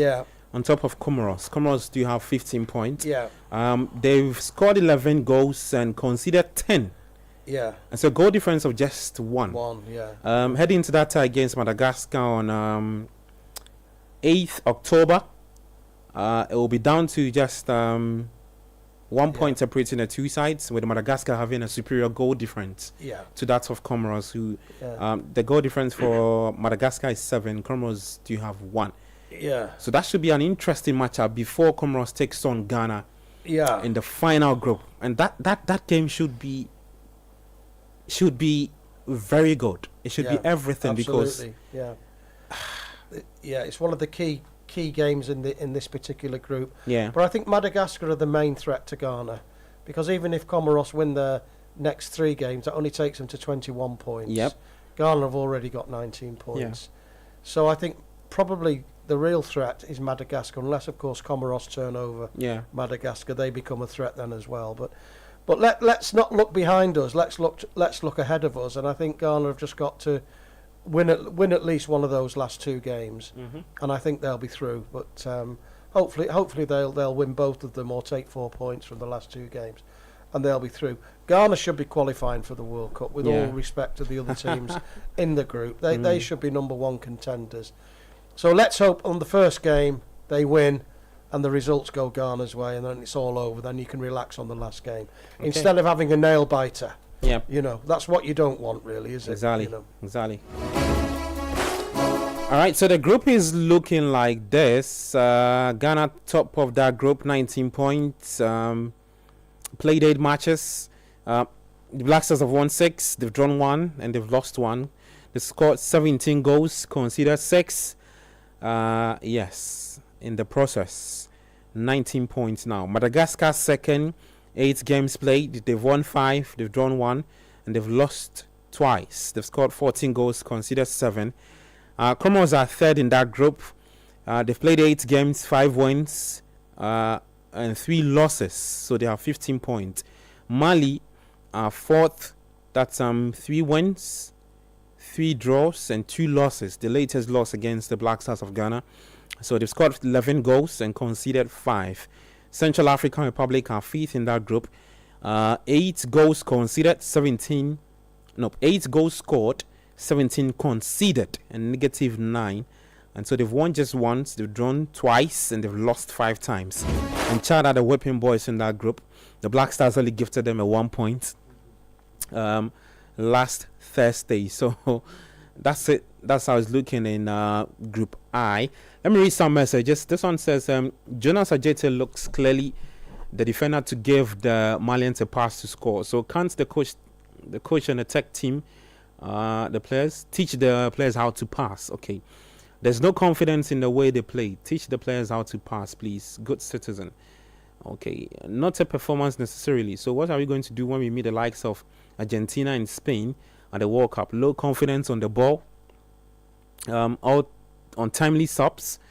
No passes. We look afraid anytime we're on the ball. Begging players when doing subs, please don't take this coach to the World Cup. Good citizen. Not many people too excited with the coaching on the day by Coach Otuado. Okay, this one says, hi, I'm Fifi. This is a very scrappy way to win a game. If we played with any more serious team, would have been hot. Okay. Another one says, sack this trader scout now from Zalex Dwayne in London. Okay. Otuado, $50,000 if I buy. So anyway, the 3 points mattered most. We needed a win, and that's what we got. Next round, inshallah, we qualify to visit the Dreamland in 2026. From Mr. T from Aoshi. Okay. This one says, good evening, Gabi. Even though the Black Stars triumphed today against Mali, such performance won't guarantee progress beyond the group stage in the World Cup. The entire Black Stars management must be held accountable and strive for improvement. Failure to do so wrecks dream at the 2026 World Cup. And setback Ghanaians will undoubtedly not forgive. Accountability is key for future success. Mausi Ayebi Aista from Abutia Titi in the Volta region. Okay, let me read some more messages. This one says, good evening, I'm John from Achimota. The game was too raw. No tactical plan from the 2 coaches. Okay. This one says, yes, sack the coach, not from Spintex. Neat Tojo from Tema Newtown says, the coach is not good. He'll give us heart attack. Okay. Another one says, with what Otuado is doing, I'm not sure he can even lead the youth national teams to win any tournament. Cyril from Koforidia. Okay. This is Clinton from Dansuman says, some of the players also need to bow their heads in shame. The coach obviously had, but some of the players are worse. Just look at those chances we failed to capitalize on in this game. Iñaki could have easily scored a brace if Sulemana was decisive on the pitch. Okay.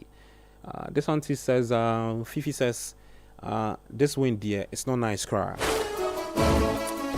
Michael, let me talk to you about one man. I mean, the elephant in the room, which is obviously Coach Otuado. not many Ghanaians are a big fan of what he's done with the Black Stars so far. So in 16 matches, he has 6 wins, 5 losses, and 5 draws. Yeah. A win percentage of 34.3%. I mean, you are a former player. How does it? What do you think are some of the thoughts that goes through the players' mind when they see Coach Otuado with all this comment around him and his future up in the air for discussion and all that? The FA says they're going to back him and stuff. Yeah. Do the players normally look down the coach? I'm saying this because I think that's maybe the case in the Black Stars dressing room. Yeah, I remember when Chris Hughton was in charge, a couple of years ago now, and I remember at the time Chris came under a lot of criticism, and the problem is, to a certain extent, you're only as good as the team and the players that you've got around you. Now, I think it's devastating personally that Ghana's not qualified for the African Cup of Nations. Yeah, that was a really bad one. You expect to see Ghana at AFCON. Clearly something's not quite right. The team have played a lot better in the World Cup than they have in AFCON. Now the question is, do the players who are not based in Ghana value AFCON as much as a World Cup qualifier? That's the first question I'd like to raise, But when you're paying for your national side, you've got to go out to win every game. yeah. Now, coming back to Otto Addo, the coach, I mean, he's coming under a lot of, whether he wins, loses or draw, he always comes under criticism. Okay. I think to sack him now with 2 games to go of a World Cup qualifier... You think it would be premature? I think it would be premature, and if you sack him today for winning 1-0 and being top of the group, okay, who are you going to replace him with? That's the question. Have you got somebody straight away who'll slot in with just 2 games left before, hopefully Ghana will qualify before the World Cup next summer? Yep. Who's going to slot in? Is there somebody ready-made? Okay. I'm just asking the question. Not that I know of. Yeah, but then again, if you look at the AFCON competition, do you remember the team that won it, the host team at the end? Yes, Cote d'Ivoire. Yeah, they changed their manager, didn't they? Yeah, MS Faye went on to win it. Halfway through the competition. They won the competition. And how they qualified was a miracle, really, wasn't it? Yeah. It was just on, and they went on to win it. So the argument is, well, actually, sometimes if you do change a manager at a later stage, it can have success. But I in this case, I think you've got to run with Otto Addo, whether you like him or not. He'll have some fans, but there appears to be a lot of fans who are not happy with him for one reason or another. Yeah. Look, you've got 2 games left. You should qualify. After October, that's it till the World Cup comes around, because there's no AFCON games in December and January. Well, there are, but Ghana won't be playing in them. Yeah. So you've got to then focus on coming June next year and really focus for the World Cup. And I think you've got to, whether you like it or not, I think probably you've just got to stay with Otto Addo and the squad. And it's not just Otto Addo; it's the coaching team, it's the squad of players, isn't it? I think you've got to stick with what you've got. As regards the World Cup, there's comments being made that, the players are not performing that well, but when you look at the World Cup and the quality of the stadia and the pitches, if you look at the last game in Chad in particular, that pitch, people were saying it was concrete. They were playing in 40 degrees. Otto said it himself. I mean, you've got to allow these sort of things. Yeah. When you go in the World Cup, you're playing on bowling greens, beautiful lawn, beautiful environment, state of the art. The environment, the temperature's not. Well, I don't know what it'll be like in June in Mexico. It could be quite hot, but they even have air conditioning now in some of the stadiums that you play. And actually, when you're playing against better team, you up your game. You do up your game. The pitch isn't bobbly, so it's easy to control the ball. So, when Ghana, the question before, when Ghana plays Spain or Argentina, how do they adapt to that? From one texter, Yeah. I mean, that's an interesting question. Well, if they do play against Spain or Argentina, you know what to expect, don't you? You've just got to adapt your game, haven't you, as a squad? and as a team, and that'll be the challenge for the coach. So I think Ghana should qualify, and it'll be very interesting. But playing against better teams, playing against on better facilities, better pitches, better stadium. What I'm saying is it brings the best out of the players. Yep. Kudos and Semenyo will revel the opportunity to play on good pitches. Yeah. You'll see the best of them then, Yeah. But yeah, I mean it's going to be a challenge. But I would stick with him. Stick with the coach that you've got at the moment. I would stick with him. That will be his second World Cup after taking Ghana to the first in the. Yeah. His first though in the Qatar 2020. Yeah. To World Cup. Yeah. It started. Ghana lost to Portugal. Yeah. Recovered, beat South Korea 3-2 in the second game. Yeah. Went on to lose to Uruguay by 2-0.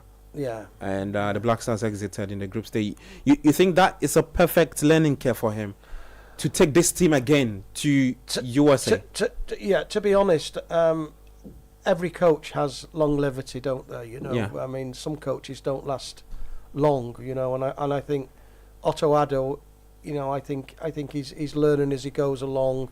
Clearly that he has people who for one reason or another don't like his tactics. They don't like his substitutions. Yeah. They don't like what he says. They don't like, maybe they would query his experience. But taking it all into account, look, Ghana are top of the league in this qualifying round. You're 3 points clear with 2 games to go, and should qualify. You've got to stick with what you've got. You've got to stick, with the majority of the players that you using in the team. Maybe add 1 or 2 more. Okay. And see how it goes after the World Cup. That's a different story, isn't it? Okay. If Ghana win the World Cup, or if Ghana go past the group stages, then Otto Addo he'll become like an icon, won't he? And he gets revered now. That's if he managed to take us to, let's say, the round of 16. Well, that's it. Yeah. So that's an upgrade on his first stint as a head coach. Yeah. Now, whether he does that or not remains to be seen. It's going to be a tough one getting to the round of 16. Yeah. But I think you've got to let the coaching staff. Yeah. I think this World Cup will have the round of 32 before, right? Right. Yeah. Okay. We'll have the round of 32 before for this World Cup before 16 because it's an expanded version. That's 48 teams 48, this time, yes. isn't it? That's a lot of teams, isn't it? A lot of teams. 48. And room for countries who finish a third place, whatever, to also knockouts and things get like a chance that. of qualifying. So it's an extended version of it. Maybe, who knows, Otto or the Black Stars, just being a devil's advocate though, could get to clinched one of those spots in the third place and then absolutely progress to the round of 16, and that's an upgrade on Otto's CV. Yeah. But let's come back down to earth. You've got to qualify first. Yeah. And by the end of next month, you'll know what the situation is. And if you don't qualify, then there's only one option, then, isn't there? If for any reason Ghana doesn't qualify, You think they should sack him? Absolutely. Yeah. I mean, there's no other option, is there? Really? Yeah. But if you do qualify, then you've got to roll with it. Okay. You've got to roll with it, I think. That's a fair point. Let me take your thoughts. I mean, a large chunk of the comments from our listeners have been that the performance was not too good, and some are saying that Otto should be shown the exit. I think if you put a poll out there, we'll probably get a 60-40 people who think that Otto is not good because of a lot of combined factors, the style of play, substitutions. 60-40, I doubt it. You get like a 75-25. A 75-25 in favor of Otto getting sacked. Okay, I was just maybe being lenient a bit with the poll. But just your thoughts on the next 2 games coming up. It's two crucial games: Central African Republic, Comoros, and Otto's future. 16 games now, 6 wins, 5 draws, and 5 wins and 5 losses. Yes. Should Ghana qualify to the World Cup, and there's a possibility to replace Otuado or sack him and replace him with another manager, would I vouch for it? Yes, I think I'll go for it. Honestly, I'll go for it because, okay, yes, you've got the job done. You've qualified Ghana to the World Cup. But we can't go there for the fifth time and exit again exit at the group stage again, knowing very well that Otuado had a chance to qualify Ghana beyond the group stage in Qatar. Look, we went to that World Cup with one of the youngest, if not the youngest squad in the World Cup. Yeah. And yes, we were in a tough group with South Korea, Uruguay, and Portugal. But the way things broke in that group, qualification was in our hands, and we should have qualified to the World Cup. But we failed to deliver to the World Cup next stage. round of 16 stage. But we failed to do so. And you look at how we conceded the goals. It was very disappointing. And you ask yourself, okay, Otto stepped away from the team for a while, went to do some assistant coaching job at Borussia Dortmund for a while. Then he came back. Second stint, what have we seen so far? Do you see any improvement in the way he approaches games? I don't think so. Do you see any difference with the substitutions that he makes? I don't see it. The timing of his substitutions, I don't see it. In this game, I believe that he did quite well with the substitutions. It's just that the timing was a bit delayed. I like the fact that he introduced guys who are runners with the ball, who are pacey, to be able to complement what he was trying to put out there, as in defend that lead. Yeah. Defend the lead, because Mali were dominating possession. They were playing with a very high line. And so once you are defending, you park the bus more or less, and you have guys like Kamal Dean, Iñaki Williams, Jose Pinto, who are very pacey and can run at any defense in this world, then that's a good strategy. That's a good list of substitutions that you've made, or list of substitutes that you've introduced into the game. But it's just the timing, because Antoine Semenyo should have been off before the 70th minute, way before the 70th minute. And so those are the bit of concerns that I have. It's just that, look, if we are going to the World Cup and there's going to be money poured in, then why don't we give ourselves the best chance to be able to get the best out of these players that we have? And we all can attest to this fact that our players are quality players, and they play in very good teams across the world. And it doesn't help Otto Addo. It doesn't help his defense. Yeah. That in his defense that he made that outrageous statement that our players are not of high standard as the Michael Essien, Stephen Appiah generation. That for me was a very unfortunate statement and very disappointing statement to make. And it all adds up to the reasons why a lot of people have issues with him as the Black Stars head coach. So it's not just, and it fits into my narrative that you look beyond statistics. So you look at the qualifiers. We played 8 games. We won 6. We have 1 draw and a loss. That's a very, very good record. That you played 8 games. You've lost just 1. You've drawn 1, which you should have won more or less. You're on the verge of winning it. And you've won 6 games. That's a very, very impressive record. But why is it that people are still not happy? Because for a country like Ghana, with all the quality that we have, it's not just it's not just the record that you have, the statistics that you have. It's about how you win. It's not just you winning. Ghana has beaten Mali, but the consensus is that heart-in-mouth moments, many heart-in-mouth moments, a poor performance. This is a very poor win, but at the end of the day, they won. But there's a reason why there's this saying that it's not just about winning, it's about how you win. And in that sense, Otuado, he's still not meeting the expectations. On top of that, I look at his overall body language to the media, to pretty much anyone who's on the opposite side. Speaking of that, it's terrible. I've just seen a text from one texter who is speaking about his demeanor on the touchline. Yeah, it's terrible. And on top of that, his utterances. Like some of the things that he says, the case in point, the one I mentioned about our players not being as high quality as the Asian generation.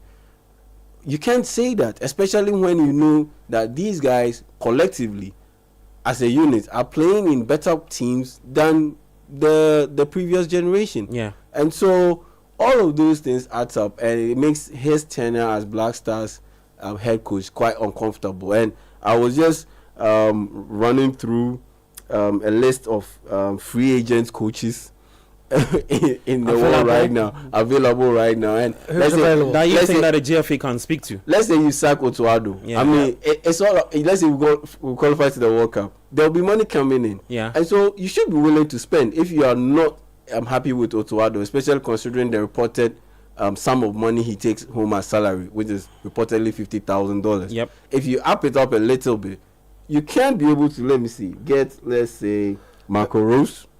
Former Borussia Dortmund, former Mönchengladbach coach. He's free. He's been sacked by Red Bull Salzburg. There's Joachim Low, former Germany national head coach. There's Sergio Conceição, and there's Ange Postecoglou. Oh wow! Yeah, so there's Ange Postecoglou, who's a free agent. Can we afford him? I don't know. Michael is laughing. There's Luciano Spalletti. We'll arrange the interviews, okay? Yeah, there's Luciano Spalletti. There's Edin Terzic, the man worked under at Borussia Dortmund, and there's Roberto Mancini too. I mean, think about it. Roberto Mancini, with all the quality that he saw from Ghanaian players in his time in the APL, and competing in Italy with the likes of Inter Milan, Suleiman Muntari and co, and seeing what the Kamal Dean, Suleiman and co. I mean, if you draw a proper top level proposal to him, I think he'll be interested in coaching Ghana at the World Cup. Look, I don't think at this point in time, money will be too much of an issue for Roberto Mancini if he's taking a project like Ghana. I mean, once let's say, haven't we paid $100,000 for a coach before? No, I don't think so. When you say I think the highest we've gone is 65. 65. Yeah, 65, 75. When you say $100,000, is that a month, a week, a year? What are you talking about? A month. More or less a like month. a month. Yeah. So it's a salary. In this part of Yeah, salary. So In this part, That's what we do with a month. Yeah, I mean, Well, that's not a bad take-home pay, $100,000 a month, is it? for a quality, for a guy of Mancini's quality, I'll take it. I mean, we should push it. Yeah. We should push the envelope a little bit. We should demand more, and that's the reason why fans are a little bit unsettled about this whole thing. It's not like Ghanaians, we don't appreciate what we have. It's just that we believe that we can do more. There could be a higher level that Ghana could reach. Thompson Feet, the head coach of Mali, in the lead up to this game, in his presser, he said it. Like, he sees Ghana as a future AFCON champion in the next couple of years. With Otuado as the head coach, do you see it? Do you believe it? Nope. I don't see it. I don't believe it. But does Ghana have the quality players? Ghana does have quality players. Yeah. So it's about marrying those two items. You have the quality players. Yeah. You need to get a quality coach to get the best out of them. So I suppose that... And there's my favorite, Lucien Favre. Yeah. Who is also a free agent. Brilliant coach, works with a lot of attack-minded players and can get the best out of them too. Yeah, so I suppose in that case then, I mean, I'm not... If you're saying there's a 70-30 or a 65-35 against Otuado, his popularity... More or less like 75-25 against Otuado. Then you've got a chance. So let Otuado qualify Ghana for the World Cup. You can't... No, at this point, you can't take him now. But once he qualifies, you've got the end of October. You've then got, if the feeling's still the same, the FA or whoever the deciders, the people who make the decisions, have then got more or less 8 months before the World Cup starts. Because I think it's mid-June, isn't it? Yeah, mid-June. Mid-June to mid-July. It's normally for a month. So you've got like 8 months of planning and preparation. But I suppose, in all honesty, if you're looking to replace Otuado, knowing how these things work, that people should be already being looked at as we speak, you wouldn't leave it till the last game that Ghana play. Yeah. You'd already be looking at succession planning, months ahead. You wouldn't just leave it till like the 1st of November and then start to look around for someone. You've got AFCON coming up in December and January then, which could infringe on things. And then you've also got the domestic football seasons across the world. So I think, realistically, if whoever the decision makers are, the Ghana Football Association, the employer, would really need to looking to replace him, they'd really seriously need to be looking at names now, rather than leaving it till next month. That's what I would be thinking. Yeah, I think yes, let Otuado see out the qualification phase by the end of October. Then in November, the FIFA window in November. Then once the preparation starts for the AFCON, that's when you bring in a new coach, because we won't go to the AFCON. So you test the coach's readiness, or you let him feel out the team against teams that will be playing in the AFCON ahead of next year, where the FIFA window will come in March.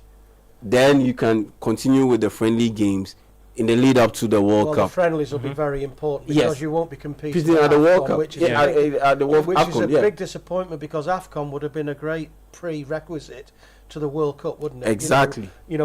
Qualifying in October, then straight into AFCON, December and January, coming out at the end of that, and then preparing yourself for a World Cup. And you look at the track record of Ghana. 2006, we qualified to the AFCON, to the World Cup for the first time. AFCON campaign was terrible. Got the chance to review the whole tournament. We went out there, first time appearance in the World Cup. We made it to the round of 16 at the expense of Czech Republic, that was ranked, I think, number 2 in the world at the time. At the expense of the United States, that was also ranked in the top 10. And it was Ghana and Italy that progressed from that group. How to deal with a Serbian team that was on top 4. It did very well. 2010, for instance, at the AFCON in Angola, that pretty much gave us the template to be able to do well and get to the quarterfinals in the World Cup. Because that platform that was granted to the Ajimambedu, the DIU group from the under-20 team, that pretty much gave us the chance to be able to fully form the team that went to that World Cup in South Africa. And so that gave us the great campaign that we had in South Africa, where we were just a kick away a penalty kick away from making it to the semi-finals. And so for me, missing the AFCON is a big deal. And yes, it should have led to Otuado's sack, but it didn't. This time around, he's been given a chance to redeem himself. I think we will qualify, but redeeming himself shouldn't come at the expense of Ghana missing out on potentially maximizing out the quality of players that we have at the World Cup. I think once we get to the World Cup, once we qualify to the World Cup, it should be the time for Ghana to really and seriously have a serious conversation, deep conversation about what lies ahead. Is he the right man for the job? Based on what we've seen so far, yes, he's on the verge of qualifying Ghana to the World Cup, but I don't think he's the guy to lead us to a great run in the World Cup. I honestly believe, look, the paymasters are the ones that have a say. The FA can't do anything, pretty much. They can resist, but at the end of the day, looking at how much influence, the financial influence that the government has, if they decide to deliver the money, the compensation fee, and say, okay, we want you guys to kick him out, this is the compensation fee to settle any outstanding issues, financial issues, here it is. Go out there, get us a new coach, but this time around, the selection committee, we will have our guy also on the board, and this is the amount of money that will be made available to you. Go out there and get a guy who can fit into this category of our finances and help to see if we can maximize our chances of making a very good run at the World Cup, and not just merely participating in it and enjoying the sun, the heat, and the beaches in the United States, Canada, and Mexico, because around that time, everywhere is balmy and sunny. Okay, let me read some messages. I'll come back to y'all for some concluding thoughts. This one is says, hi y'all and Mike. I think that we need to be more clinical with the limited chances in the high stakes games, and the changes must be sharp and crisp by Otto.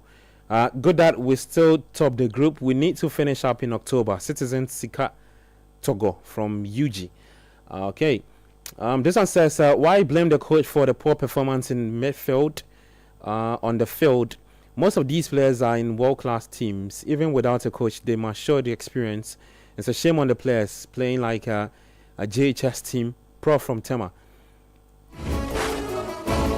I saw Jordan Ayew complaining after his substitution, but the coach hasn't said anything about Black Stars never meant for one player from Raymond Decoder. Well, I'm sure that question will be asked at a press conference. So we'll be keeping tabs on what Otto's answer would be.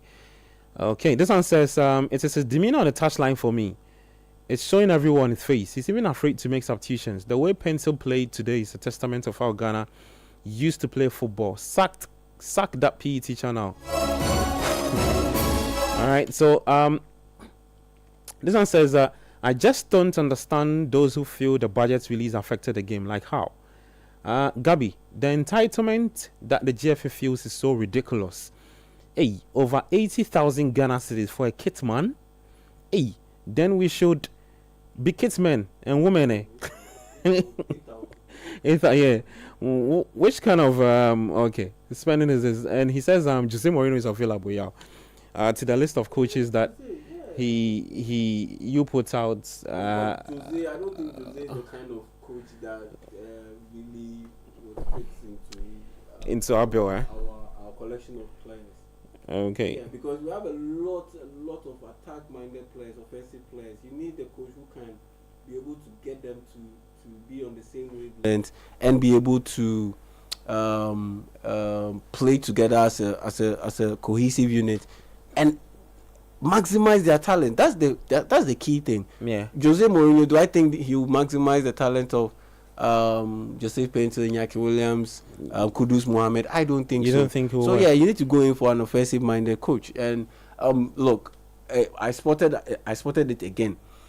Look, Iñaki Williams is doing everything right. He's getting himself into good places, into good positions on the pitch. But some way, somehow, the ball is just not coming to him. It's not going to him, getting to him. You look at the counter-attack opportunity that Kamaldeen Suleimana had. Iñaki Williams was in the best position to receive that pass. And in the end, it just ended up going to the right, to the left side. While the right, taking the ball to the right side would have been the better option. Yep. And that's where Iñaki Williams was lined up. It happened again in another counter-attacking sequence, and the pass was just off. Yeah. And so for me, yes, look, he's had his fair share of struggles, but at the end of the day, you look at him, even at Athletic Bilbao, it's not like he's a guy who will dribble past players like his brother would.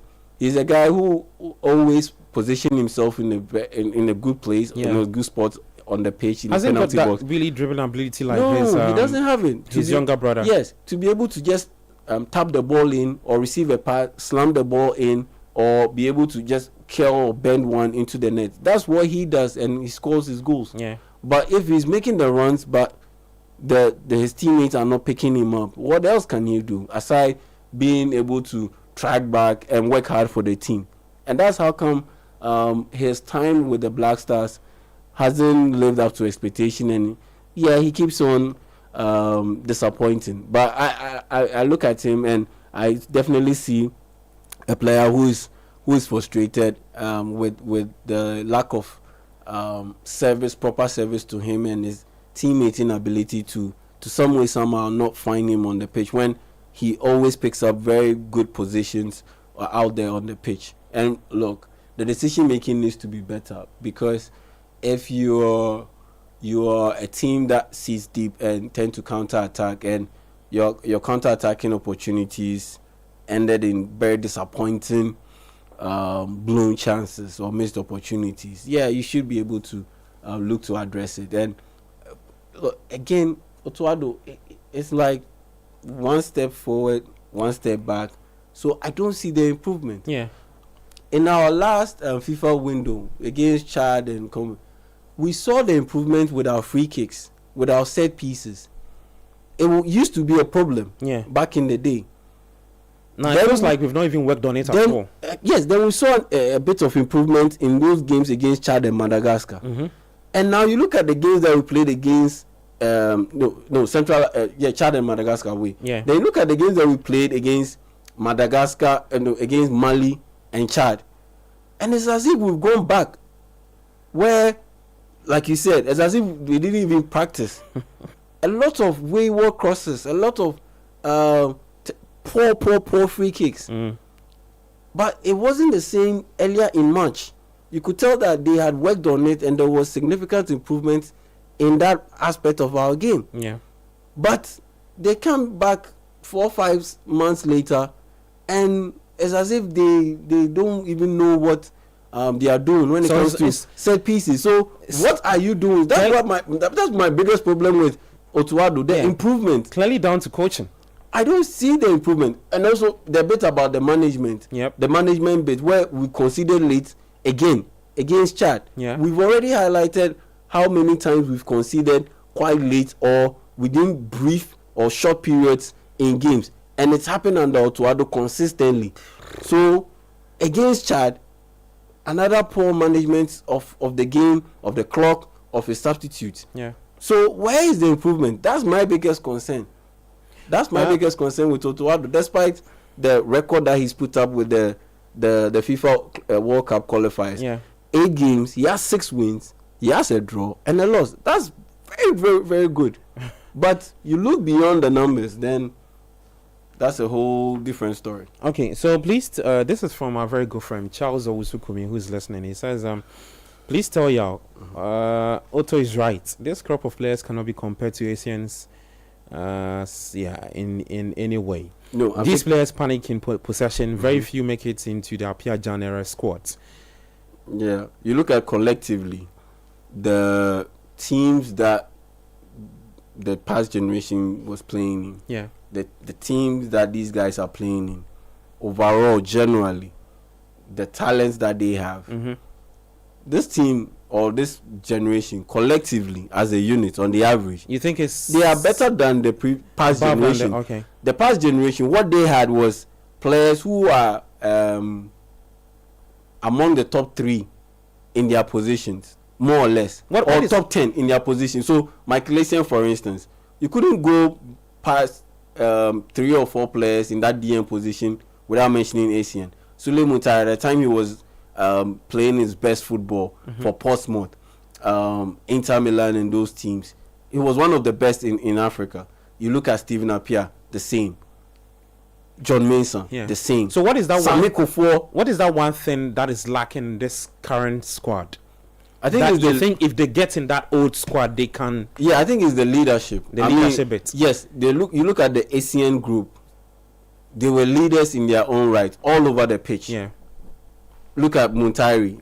Would you say coaching also played a very good coaching? Because at the time they had Vladimir Djukovic, Milovan Raivac. I don't think it was down to coaching. I think it was the players. The players, okay. I think it was down to the players, and like I said, they were leaders in their own right. They took up responsibility. They took up responsibility, and they were leaders all over the pitch, and I think that's what made that difference.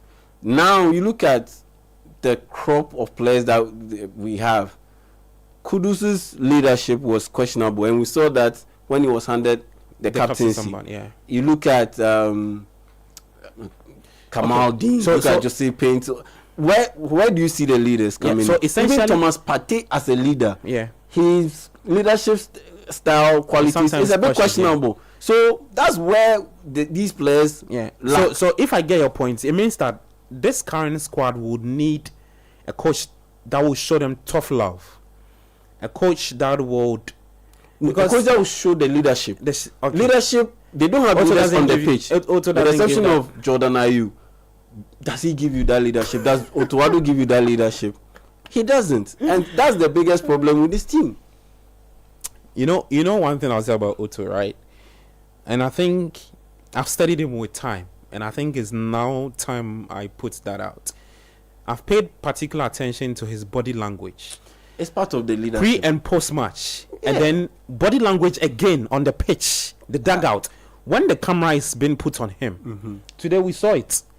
I think when we had a water break in that, I think around the 20th minute, I was just looking at Otto was trying to communicate to Antoine Semenyo. Yes, you saw it, right? Yeah. As if it felt as if he was not sure of what to say to Semenyo, not sure of what to do, whether he should go ahead or not. And I'm asking, is it that he's unsure of what to say at what time, or he's just unsure of if what he's going to say going hard on the player, or Charlie, bro, just manage it? That's a bit. And you see, right now we are done with Ghana's version of international football, so we can start switching attention to club football. That's why I had a heated discussion or debate with Coach Christopher Nimley the last time about Ruben Amorim's demeanor. Yeah. When Man United players are about to take penalty kicks, what do you mean by a coach of Man United not being able to watch a penalty kick? When it's not even, let's say, Champions League final where you convert the kick or the attempt, then you win the championship. And so the natural or the humanness overrules the professionalism, where you become quite nervous and maybe one or two coaches can't watch it. In that sense, I understand. That's human nature. But second round against Grimsby Town in the Carabao Cup of all tournaments or of all competitions, the man goes into the tunnel and he says, I can't watch a penalty shootout. That is unacceptable. Wow. So for me, the leadership bit is key. Okay. And when I look at Otuado, he doesn't bring it to the table, and that is the one major thing that this team is lacking. Because when it comes to quality, experience, playing in big clubs, they have it. Okay. But the leadership bit, they don't have too many leaders out there. All right. So it is down to the coach to bring it. And unfortunately, the coach is not bringing it. So, look, we are going to go to the World Cup. I don't see Ghana fumbling it. We are going to go to the World Cup. Once we go to the World Cup, really, they really need to sit down and review this thing again. And I'm not saying this thinking about the FE. I know for them, their mind is set. It's 0-2 or nothing. Per the stance they've taken is 0-2 or nothing. Yeah. So I think it should come from the other stakeholders in sports, maybe the NSA, because people still don't understand this, but the GFA is under the NSA. Yep. So the NSA, the sports ministry, and maybe people in upper echelons in government. Now the chief of staff has been roped into Adisa Productions and the Ghana Premier League commentary and all that, broadcasting and all that. So once he's in there, he can give in a word, slip in a word or two, and get the conversation rolling. So for me, yes, Ghana, they've done well by beating Mali, and I honestly believe they'll qualify to the World Cup. But look, beyond this World Cup qualification period or stage, we really need to have a hard, long conversation about Otuado and how much he can achieve with this Black Stars team going forward, particularly in next year's World Cup. All right, all the best. That's what we can say to the Black Stars when they report to international duty later in October. For now, they all just leave to their various clubs. This weekend, the European football, the major European leagues will bounce back. Spain, England, France, Italy, Germany, Turkey, everywhere. So what it means is that the Republic of Football is still on. We're back on Saturday and Sunday with more football talk on 97.3. This is your only place for all the updates. Thank you so much, Yaya Minta. Earlier on, you heard from Michael Porter, Edwin Kwakofi with huge support, and the entire City Sports team, Kelvin Edem Kai, Mano Angelo Kwache. And also, we took you to the Accra Sports Stadium, spoke to Bernarda Baker-Oshri. He brought us some updates from the venue. We appreciate your time. Our YouTube guys texting. Somebody says I should tell you that Yao Minta wants to come to the USA. That's why he make. I'm jumping the gun. So Yao Minta wants. That's from Sweet Kwame. Oh, Sweet Kwame, thank you so much. Unfortunately, I couldn't read all your messages, but we appreciate you guys a lot and the consistency with. Sometimes we don't even sign in, but the YouTube guys are already waiting. Charlie, that'd be mad love. We appreciate you, all right? And all those who also called as well, we appreciate it. There's more sports update for you later tomorrow on Kickoff on the City Breakfast Show at 7:10 a.m. I am Gabi Affair. In the meantime, like I always say, do take care of yourself and bye-bye.